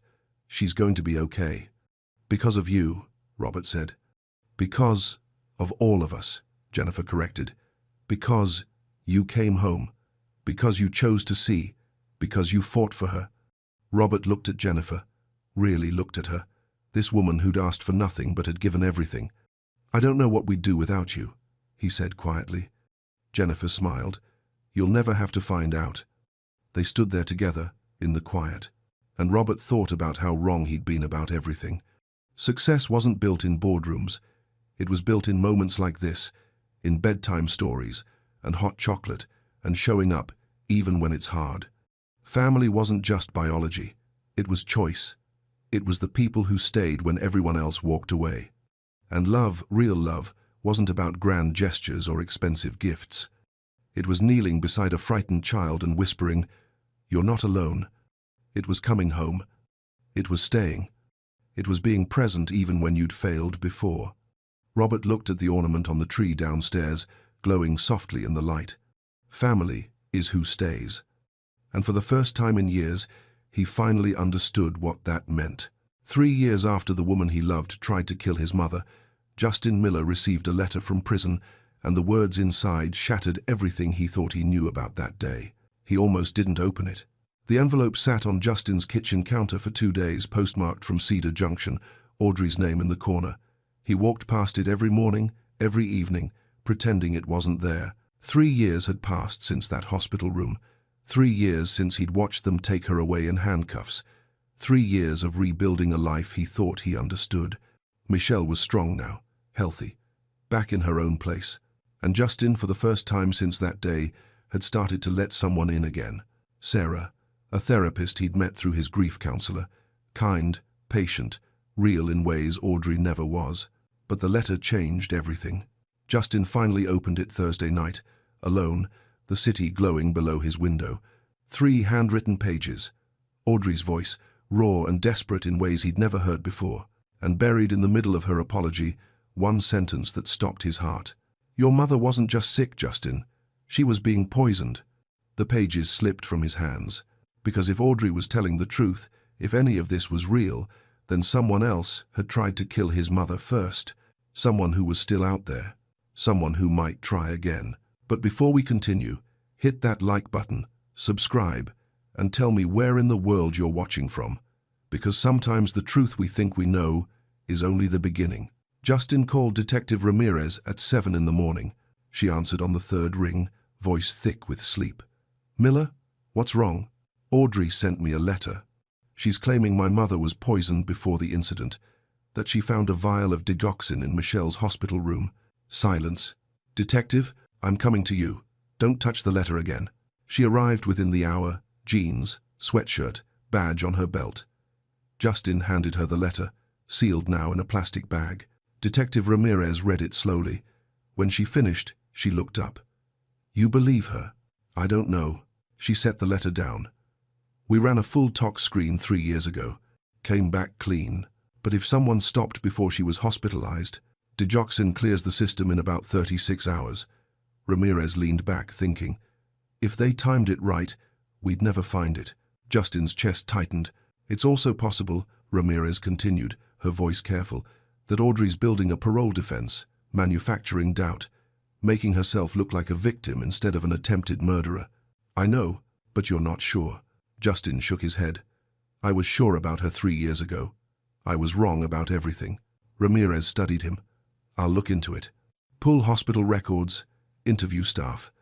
But don't tell your mother yet, not until we know more." After she left, Justin sat in the silence of his apartment, staring at nothing. If someone had poisoned Michelle, if someone wanted her dead badly enough to be patient, careful, calculated, then saving her once wasn't enough. They might come back, and this time he might not see it coming. That night, Sarah noticed immediately. They were at dinner, their usual place, quiet corner table, candles between them. She'd been talking about her day, but Justin couldn't focus. "You're not here," she said gently. He looked up. Sarah's eyes were warm but direct. They'd built something honest together over 8 months. She deserved the truth. "I got a letter from Audrey." Sarah's expression didn't change, but her hand stilled on her wineglass. "What did it say?" He told her. The poisoning claim, the vial, Detective Ramirez. And underneath it all, the fear that maybe he'd been wrong, that maybe Audrey had been drowning instead of calculating. Sarah was quiet when he finished. Then, "What do you think?" "I don't know what to think anymore." "Do you think she's lying?" "Maybe. Probably." Justin's voice cracked. "But what if she's not?" Sarah reached across the table, her hand covering his. "Justin, even if she was broken, even if she was in crisis, what she did was still a choice. Mental illness doesn't erase that. And whatever else is true, you saved your mother's life that day." He wanted to believe her. "But there's something else," Sarah said, her voice dropping. "If someone really did poison Michelle, they're still out there." The words hung between them. Justin had spent 3 years trying to move forward, trying to heal, trying to trust again. And now the past was rising up, pulling him back into a nightmare he thought was over. His phone buzzed. "Detective Ramirez," he answered. "Did you find something?" "I pulled the hospital records." Her voice was tight. "Justin, there were 3 visitors, logged for your mother the week before the incident. You, Audrey, and someone who signed in as A. Miller. Justin's blood went cold. I don't have any siblings. I know. Who was it? That's what I need to figure out. But Justin, Ramirez paused. Whoever they were, they visited your mother alone, 3 times, and the nurses don't remember them. Justin's hands started shaking. Someone had gotten to his mother, someone who used a fake name, someone who disappeared before anyone thought to look. Sarah was watching him, her face pale. There's more, Ramirez said. I talked to the hospital pharmacist. A vial of digoxin went missing from their supply 2 weeks before your mother was admitted. They wrote it off as a clerical error. Justin couldn't breathe. This wasn't random, Ramirez continued. This was planned, careful. And if Audrey's telling the truth about finding that vial, if she really did stumble into someone else's crime, then we need to figure out who A. Miller is, fast. Justin ended the call, his mind racing. Someone had tried to kill his mother 3 years ago. Someone, patient, methodical, invisible, and they were still out there, watching, waiting, maybe planning to finish what they started. Justin told his mother the next morning. He'd promised Detective Ramirez he'd wait, but sitting across from Michelle at breakfast watching her butter her toast, humming softly to herself, he couldn't keep it from her. Mom, we need to talk. Something in his voice made her set down her knife. What happened? He told her about the letter, about the digoxin, about someone signing into the hospital as A. Miller and visiting her 3 times. Michelle's face went pale. Do you remember anyone unusual visiting you that week? Justin asked. Anyone who seemed off? She was quiet for a long moment, her hands trembling slightly around her coffee mug. I was so sick, sweetheart. There were so many nurses, so many faces. I barely remember anything clearly. Try, Mom, please. Michelle closed her eyes, reaching back. There was a woman, I think. She came in one afternoon when you were at work. Said she was from patient services, checking on my comfort level. What did she look like? Older, maybe 60, short grey hair, kind smile. Michelle's eyes opened. She asked me questions about my medications, about my care. I thought she was just being thorough. Justin's stomach dropped. Did she touch anything? Your IV? Your medication? I don't. Michelle's voice cracked. I don't remember. Justin, what if she... Don't. He reached across the table, gripping her hand. Don't go there yet. We don't know anything for sure. But they both knew. Someone had walked into that hospital room, smiled kindly at a sick woman, and poisoned her. That afternoon, Justin sat in his office, staring at 3 years of financial records spread across his desk. If someone wanted Michelle dead, there had to be a reason. Money, business, revenge. He started with his company's competitors, executives he'd undercut, deals that went south, partnerships that ended badly. Nothing stood out. Then he looked at personal enemies, ex-girlfriends before Audrey, business associates who felt cheated, people he'd fired over the years. Still nothing. His phone rang. Sarah. Hey, he answered, his voice flat. How's Michelle? Scared, trying not to show it. Sarah was quiet. And you? Justin leaned back, pressing his palms against his eyes. I don't know how to protect her from someone I can't see. You're not alone in this. You know that, right? He wanted to believe her. But 3 years ago, he'd trusted Audrey to sit with his mother. He'd trusted his own judgment. And he'd been catastrophically wrong. Justin, listen to me. Sarah's voice was gentle but firm. Whatever's happening, you didn't cause it. You're not responsible for other people's evil. Then why does it keep finding us? She didn't have an answer for that. Detective Ramirez called an hour later. I got the security footage from the hospital. 3 years old, but it's something. And the woman who signed in as A. Miller kept her head down every time she passed a camera, like she knew where they were. But I got one partial shot enough to run facial recognition. Justin held his breath. Nothing came up. Whoever she is, she's not in the system. No criminal record, no driver's license match. Nothing. So we're back to nothing. Not nothing. I'm working a theory. Ramirez paused. Justin, is there anyone in your mother's life, past or present, who might benefit from her death? Old friends, distant family, anyone with a grudge? My mother doesn't have enemies. She's the kindest person I know. Sometimes that doesn't matter. Sometimes people want things that someone else is standing in the way of. Justin's mind went blank. His mother had nothing, no wealth of her own, no property except the house he'd bought her, no connections to powerful people. Unless... His breath caught. What? Ramirez asked. You thought of something? My father, Justin said slowly. He left when I was 7, walked out on us. Mom never asked him for anything, no child support, no alimony, nothing. She just let him go. You think he'd come back after 40 years to kill her? I don't know. But Mom inherited her father's estate when he passed away 5 years ago. It wasn't much, maybe 200,000. But she never told anyone about it except me. Where's your father now? I have no idea. Haven't spoken to him since I was a kid. Ramirez was quiet. Then, I'll find him. After she hung up, Justin sat in the silence of his office, a chill running down his spine. His father, a man who'd abandoned them without looking back. Could he really come back decades later to take the one thing Michelle had left? And if he could, what else was he capable of? Detective Ramirez found him in 48 hours. Marcus Miller, age 72. Living in a suburb outside Philadelphia under his own name, working part-time at a hardware store. He's been there for 6 years, Ramirez said over the phone. Quiet life, no criminal record, pays his taxes. Justin gripped his phone tighter. Did you talk to him?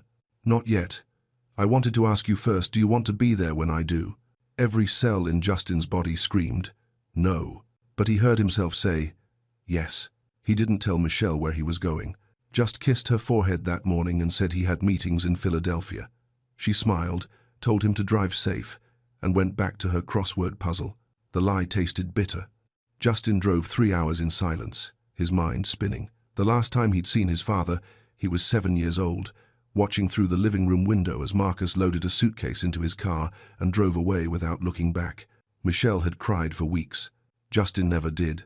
He'd just gone quiet, turned all that abandonment into fuel, studied harder, worked longer, built an empire to prove he didn't need the man who left. And now, 40 years later, he was about to face him. The hardware store was small, tucked between a laundromat and a diner. Detective Ramirez was waiting in the parking lot when Justin arrived. You ready? She asked. Justin nodded, though he wasn't sure that was true. Inside, the store smelled like sawdust and paint. An older man stood behind the counter, ringing up a customer. Grey hair, reading glasses, flannel shirt. Justin's breath stopped. It was him, older, smaller somehow, but unmistakably the man who'd walked out of their lives. The customer left. Marcus looked up, ready to greet the next person. His eyes met Justin's, and something in his face crumbled. Justin? The sound of his name in his father's voice felt like a punch. Detective Ramirez stepped forward, showing her badge. Mr. Miller, I'm Detective Ramirez. I need to ask you some questions about your ex-wife, Michelle. Marcus's face went pale. Is she okay? That's what we're trying to determine. Ramirez's voice was measured. Can you tell me where you were 3 years ago? Specifically, in April? 3 years ago. Marcus looked between them, confused. I don't why. Just answer the question. I was here, working. I've been here for 6 years. I haven't left Philadelphia.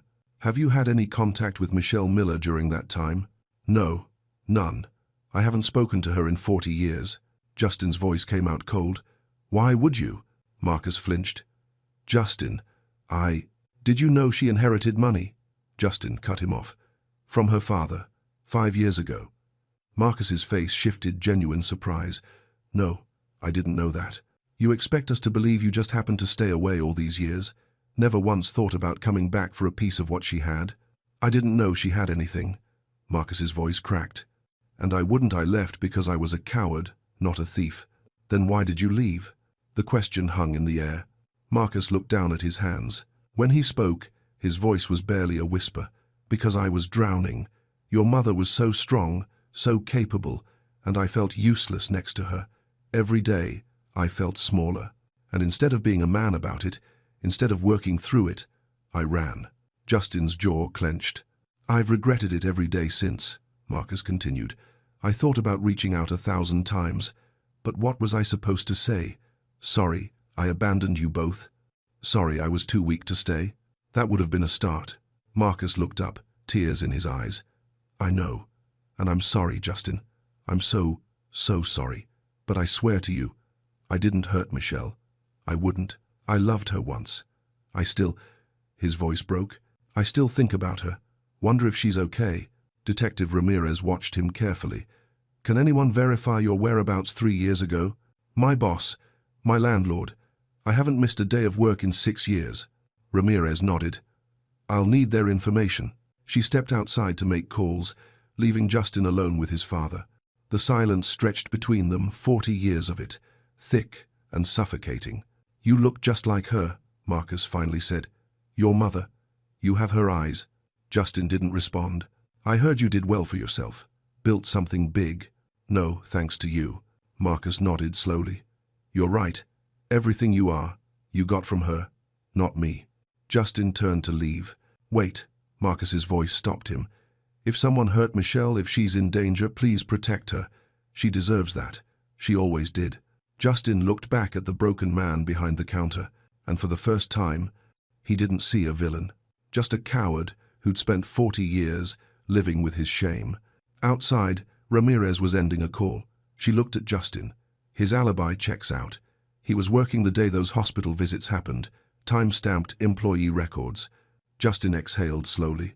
"It's not him," Ramirez said, which meant the woman with grey hair, the one who'd smiled kindly at Michelle and poisoned her, was still a ghost.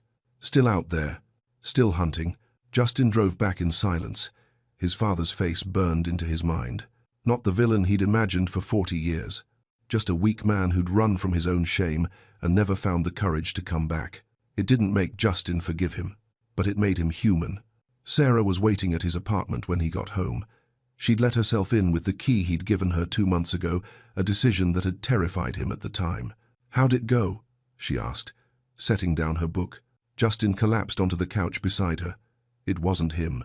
She didn't say anything, just took his hand and waited. "He's just broken," Justin finally said. "Spent 40 years working at a hardware store, living alone, carrying the weight of what he did. And I wanted him to be the villain so badly. I wanted it to be simple. It never is." Justin leaned his head back, staring at the ceiling. "If it's not him, then who? Who would want my mother dead?" Sarah shifted, tucking her legs beneath her. "What if it's not about your mother at all?" He looked at her. "What do you mean? What if she's just in the way of something? Or someone?" The thought had crossed Justin's mind, but hearing Sarah say it out loud made it real. "You inherited everything when your grandfather died, right?" Sarah continued carefully. "The estate went to Michelle first, then eventually to you. Yeah, but it wasn't much. A couple $100,000, some land upstate she's never done anything with." "Land? 40 acres, woods mostly. My grandfather used to hunt there." Sarah's expression shifted. "Justin, have you checked what that land is worth now?" He hadn't. 2 hours later, they sat at Justin's laptop. Property records spread across the screen. The land Michelle inherited wasn't just woods anymore. A development company had been buying up surrounding parcels for the past 3 years, paying premium prices, big money. The kind that turned quiet forest into luxury estates. And Michelle's 40 acres sat right in the middle. "They can't develop without her land," Sarah said quietly. "She's blocking the entire project." Justin's chest tightened. "Has anyone approached her about selling?" "I don't know. Has she mentioned anything?" He called Michelle immediately. She answered on the second ring. "Justin, it's almost midnight. Mom, the land upstate. Has anyone tried to buy it from you?" Silence. "Mom, there was a woman," Michelle said slowly. "About 4 years ago. She came by the house. Said she represented a development firm, made a very generous offer.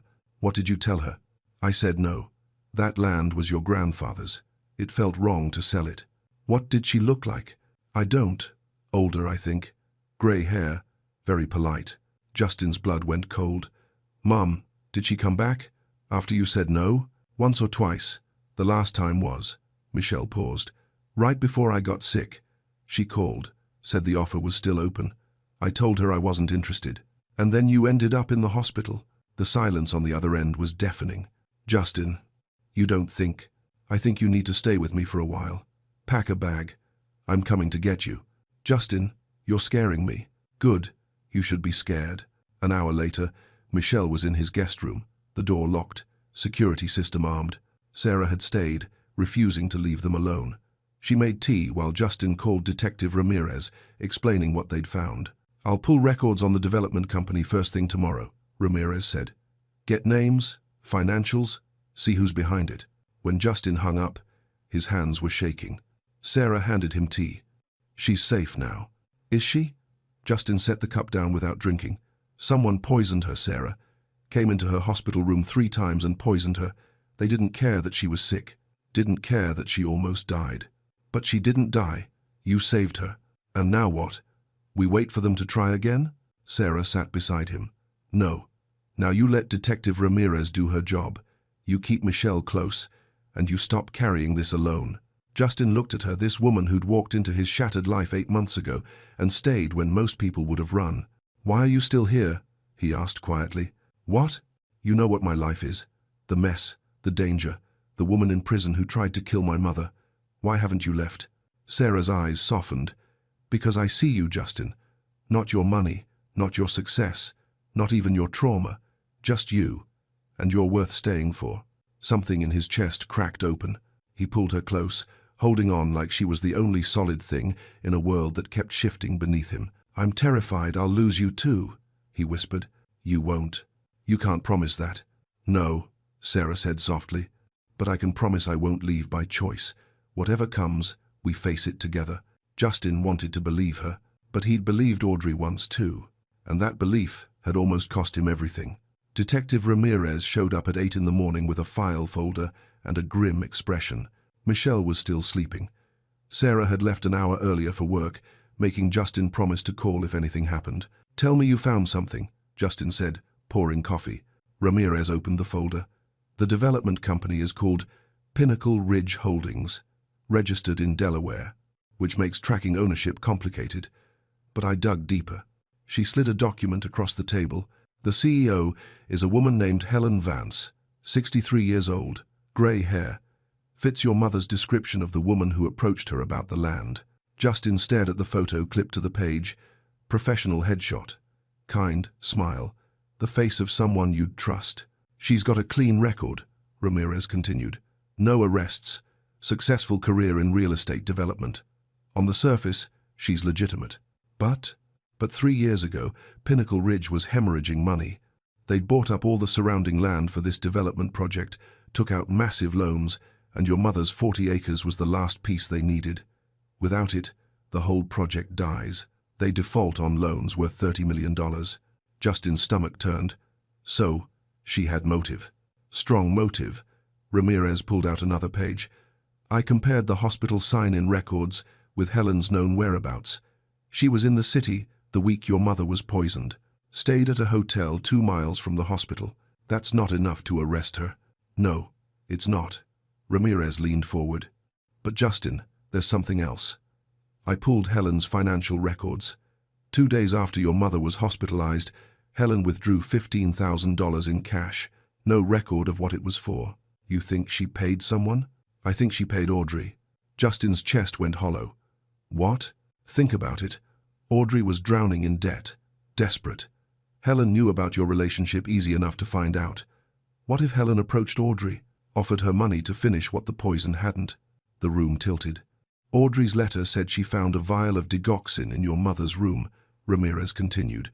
"What if that wasn't an accident? What if Helen left it there deliberately, made sure Audrey would find it?" Justin could barely breathe. "You're saying Helen manipulated Audrey into trying to kill my mother?" "I'm saying it's possible. Audrey was unstable, broke, terrified of losing you. Helen could have planted the idea, made it seem like mercy instead of murder." Justin stood, pacing. His mind was racing. If this was true, if Helen had poisoned his mother and then manipulated Audrey into finishing the job, then everything he thought he knew was wrong. Audrey wasn't the villain. She was a weapon someone else had used. "I need to talk to her," Justin said. "To who? Helen?" "To Audrey." Ramirez's eyes widened. "Justin, if Helen approached her, if any of this is real, Audrey would know. She'd remember. She's in prison. And even if you could see her, why would she tell you the truth?" "Because she has nothing left to lose." Justin grabbed his jacket. And because 3 years ago, I didn't listen when she tried to explain, maybe I should have. The prison was 2 hours north. Justin drove alone, his hands tight on the wheel, his mind spinning through every conversation he'd had with Audrey before that day. Had there been signs? Moments where she seemed scared instead of calculating? He'd been so sure she was a monster. But what if she'd just been desperate, used by someone smarter, colder, more patient? The visitation room was stark, white walls, metal tables, guards stationed at every corner, and then she walked in. Audrey looked different, thinner, hair shorter. No makeup. Prison had stripped away every polished layer she'd hidden behind. She stopped when she saw him, her eyes filling with tears. Justin. He gestured to the chair across from him. She sat slowly, like she couldn't believe this was real. "I got your letter," Justin said. "I didn't think you'd come. I didn't think I would either." He leaned forward. "Tell me about Helen Vance." Audrey's face went pale. "You know who I'm talking about?" "Yes." "Did she pay you?" Audrey's hands trembled on the table. "Not directly." "What does that mean?" She closed her eyes. 2 weeks before what happened, a woman came to my apartment, said she'd heard I was in financial trouble, offered to help. Helen. She didn't give her name. She knew everything, Justin. How much debt I had, that I was about to lose my apartment, that your mother didn't approve of our engagement. Justin's fists clenched. She said your mother was suffering, that the pneumonia was worse than anyone knew, that maybe it would be kinder to let her go peacefully. Audrey's voice cracked. She made it sound like mercy. "Did she give you money?" $10,000. Cash. Said it was to help me get back on my feet, to give us a fresh start after. She couldn't finish. Justin felt sick. I didn't know what she meant at first. Not really. But then I found that vial in your mother's room, and something in my head just broke. I thought she was dying anyway. I thought I was helping. You were killing her. I know. Tears streamed down Audrey's face. I know, and I'll spend the rest of my life knowing that. But Justin, I didn't plan it. I was manipulated, used. That doesn't make it okay. I know. They sat in silence.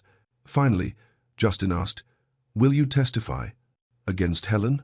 Audrey looked up, hope flickering in her eyes. "If it means stopping her, yes."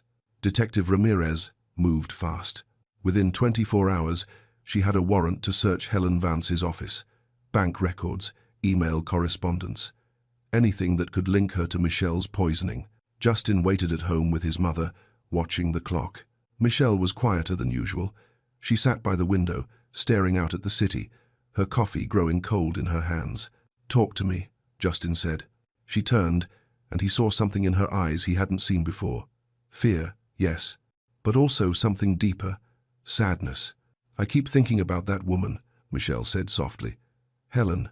She came to my house, smiled at me, complimented my garden, and the whole time she was calculating how to kill me."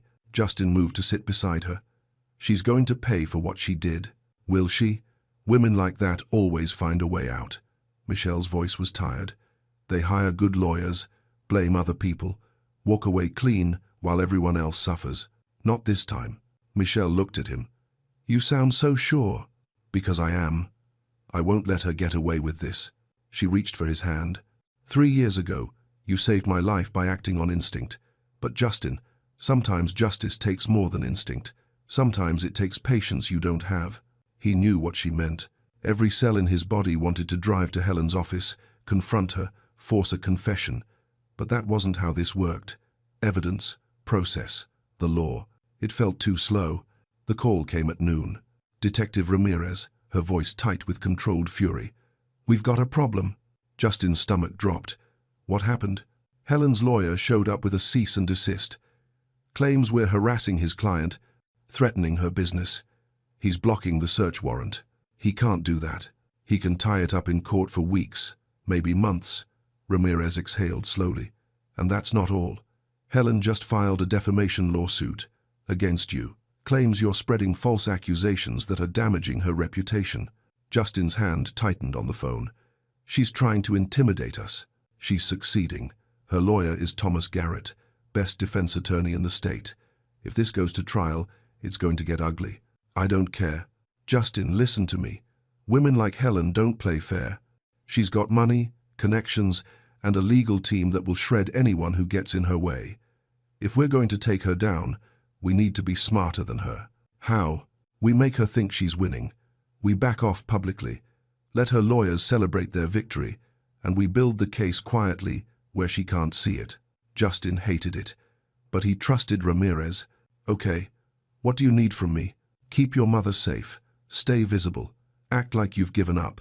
Ramirez paused. And whatever you do, don't contact Helen directly. That's exactly what she wants. That night, Sarah found Justin on the terrace, staring at the city lights. Michelle's asleep, she said, wrapping a blanket around her shoulders. Finally. Justin didn't respond. Sarah moved closer. You're thinking about going after her yourself? No. Justin. He turned to face her. What if Ramirez is wrong? What if backing off gives Helen time to disappear, to cover her tracks? Then you trust that the detective knows what she's doing. I trusted Audrey. Look how that turned out. Sarah's expression softened. This isn't the same thing, isn't it? I'm supposed to just sit here while the woman who poisoned my mother walks free. You're supposed to let the people who know how to catch her do their job. Sarah stepped closer. Justin, you can't control everything. You can't save everyone by sheer force of will. Sometimes you have to trust the process. The process is too slow. The process is all we have. He wanted to argue, but looking at Sarah steady, patient, refusing to let him spiral, he felt something shift. 3 years ago, he would have charged in, alone, made demands, forced confrontation. But that version of himself had almost gotten his mother killed. Maybe Sarah was right. Maybe trust wasn't weakness. Maybe it was the only way forward. The text came at 3 in the morning. Unknown number. 5 words that made Justin's blood run cold. Stop digging, or she dies. Attached was a photo. Michelle, asleep in his guest room, taken through the window. Someone had been watching them. Someone was inside his building. Justin's hands shook as he dialed 911, but deep down, he already knew. Helen wasn't backing down. She was escalating, and this time, she wasn't going to miss. Police arrived within minutes. 4 officers swept the building, checked every floor, every stairwell, found nothing. Detective Ramirez showed up 20 minutes later, still in sweatpants, her badge clipped over a Georgetown hoodie. She studied the photo on Justin's phone, her jaw tight. Professional, she said. Telephoto lens, taken from the building across the street. Justin looked out the window. Dozens of apartments faced his, hundreds of windows, impossible to know which one. She's hired someone, Ramirez continued. Someone good. Michelle emerged from the guest room, wrapped in Justin's robe, her face pale. What's happening? You're leaving, Justin said. Both of you, right now. Sarah appeared behind Michelle, already dressed. Where are we going? Somewhere Helen can't find you. Within an hour, they were packed. Justin drove them to a hotel 40 miles outside the city, small, quiet, the kind of place that didn't ask questions. He registered under Sarah's name, paid cash, and got them a room on the 3rd floor with no windows facing the street. Stay here, he told them. Don't leave. Don't call anyone.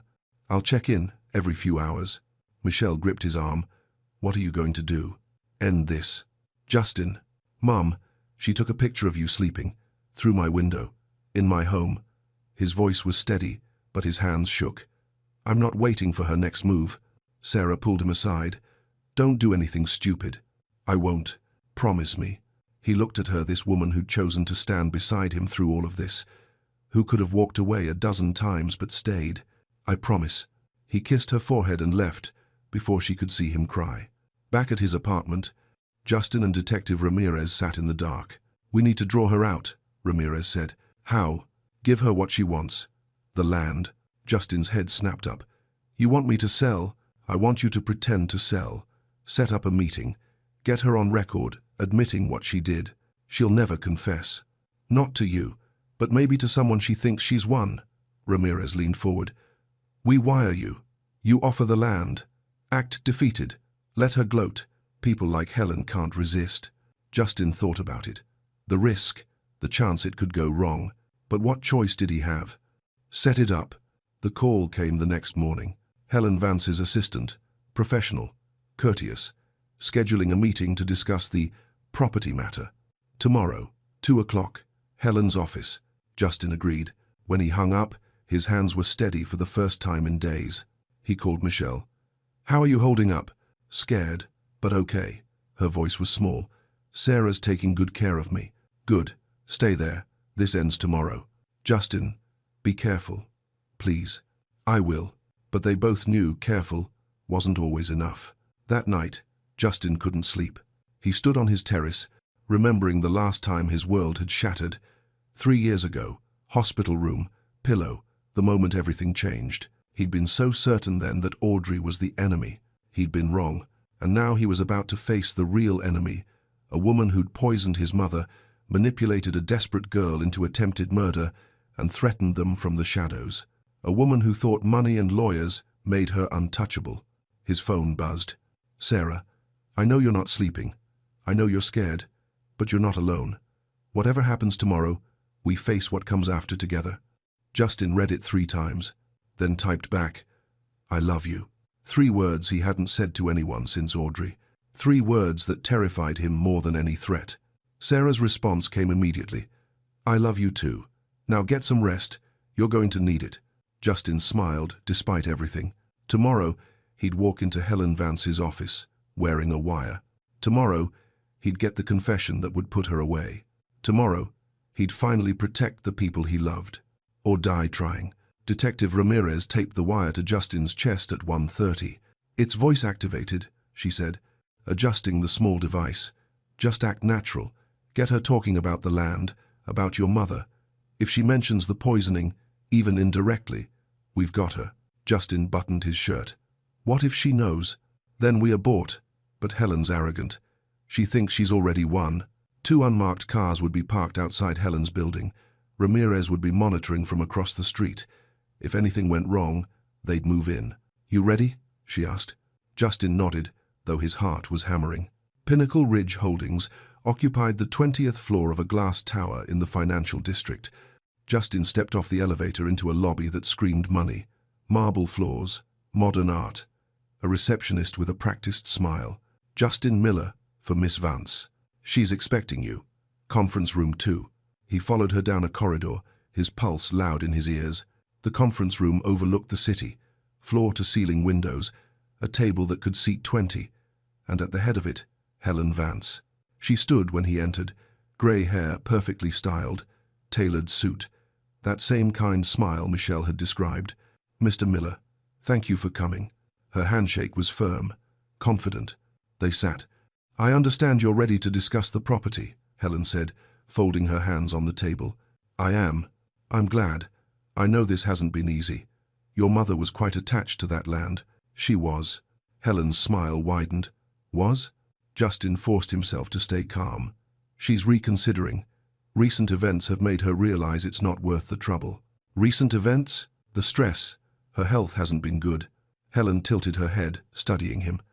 I heard she was ill a few years ago. Pneumonia, wasn't it? Yes. Terrible thing.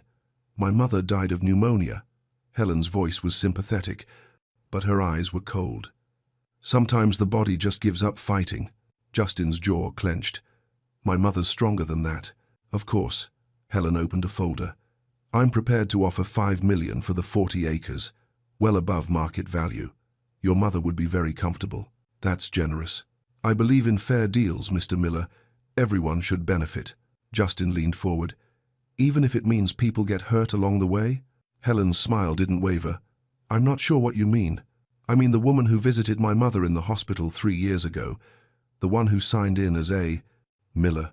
The temperature in the room dropped. Helen set down her pen. That's a serious accusation. Is it an accusation if it's true? I think you're confused. Grief can do that. Make us see patterns that aren't there. Someone poisoned my mother. Someone tried to suffocate her. Your fiancée, if I remember correctly. She's in prison for it. Because you paid her. Helen laughed light, dismissive. Mr. Miller, I understand you're protective of your mother, but you're grasping at straws. I'm a businesswoman. I make deals.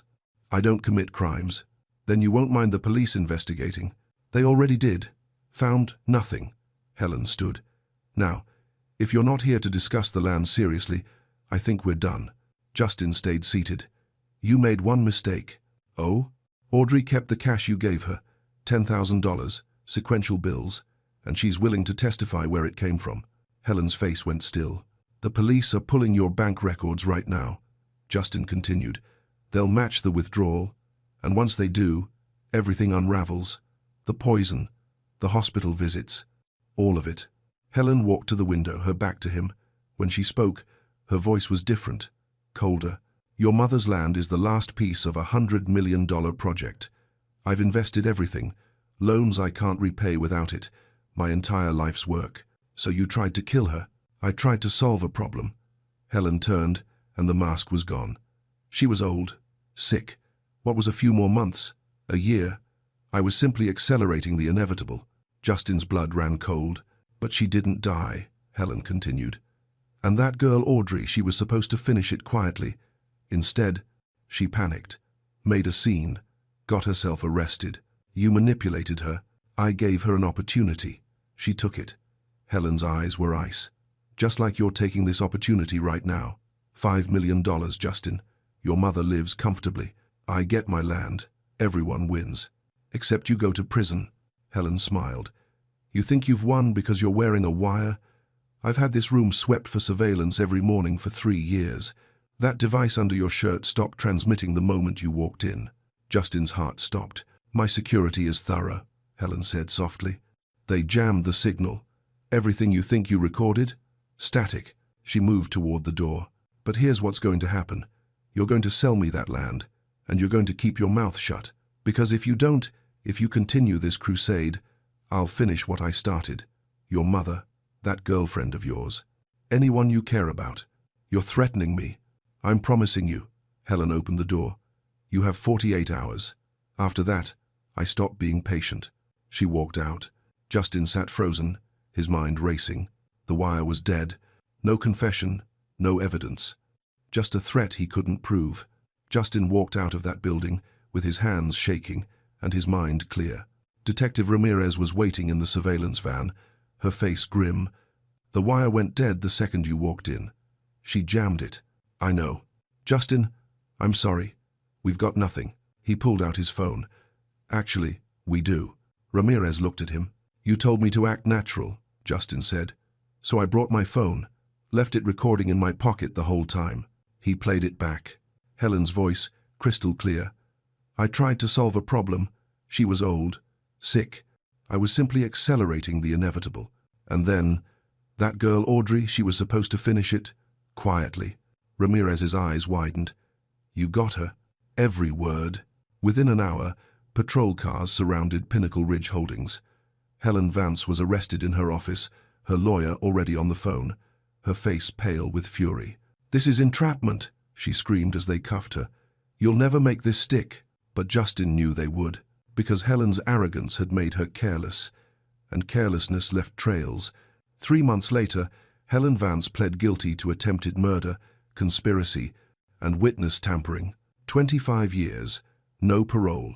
Audrey's sentence was reduced to 4 years, with time served. She'd cooperate fully, testify against Helen, and get the psychiatric help she should have received from the beginning. Justin visited her one last time before she was transferred to a minimum security facility. Thank you, Audrey said quietly, for believing me. Finally, I should have listened 3 years ago. You weren't ready. Neither was I. She paused. I heard you're getting married. Justin nodded. Sarah had said yes 2 weeks ago. Small ceremony. Just family. She's lucky, Audrey said. I'm the lucky one. Take care of your mum, Justin. She's a good woman. I wish I'd seen that sooner. They said goodbye. Not with forgiveness exactly, but with something like understanding. Sometimes broken people do terrible things, and sometimes terrible things lead to healing no one expected. The wedding was in Michelle's garden. 20 people, evening light. Sarah in a simple white dress that made Justin's breath catch. Michelle stood beside him, healthy and strong, tears streaming down her face. You ready? She whispered. Terrified. Good. That means it's real. When Sarah reached him, when he took her hands and looked into her eyes, Justin felt something he hadn't felt in years. Peace.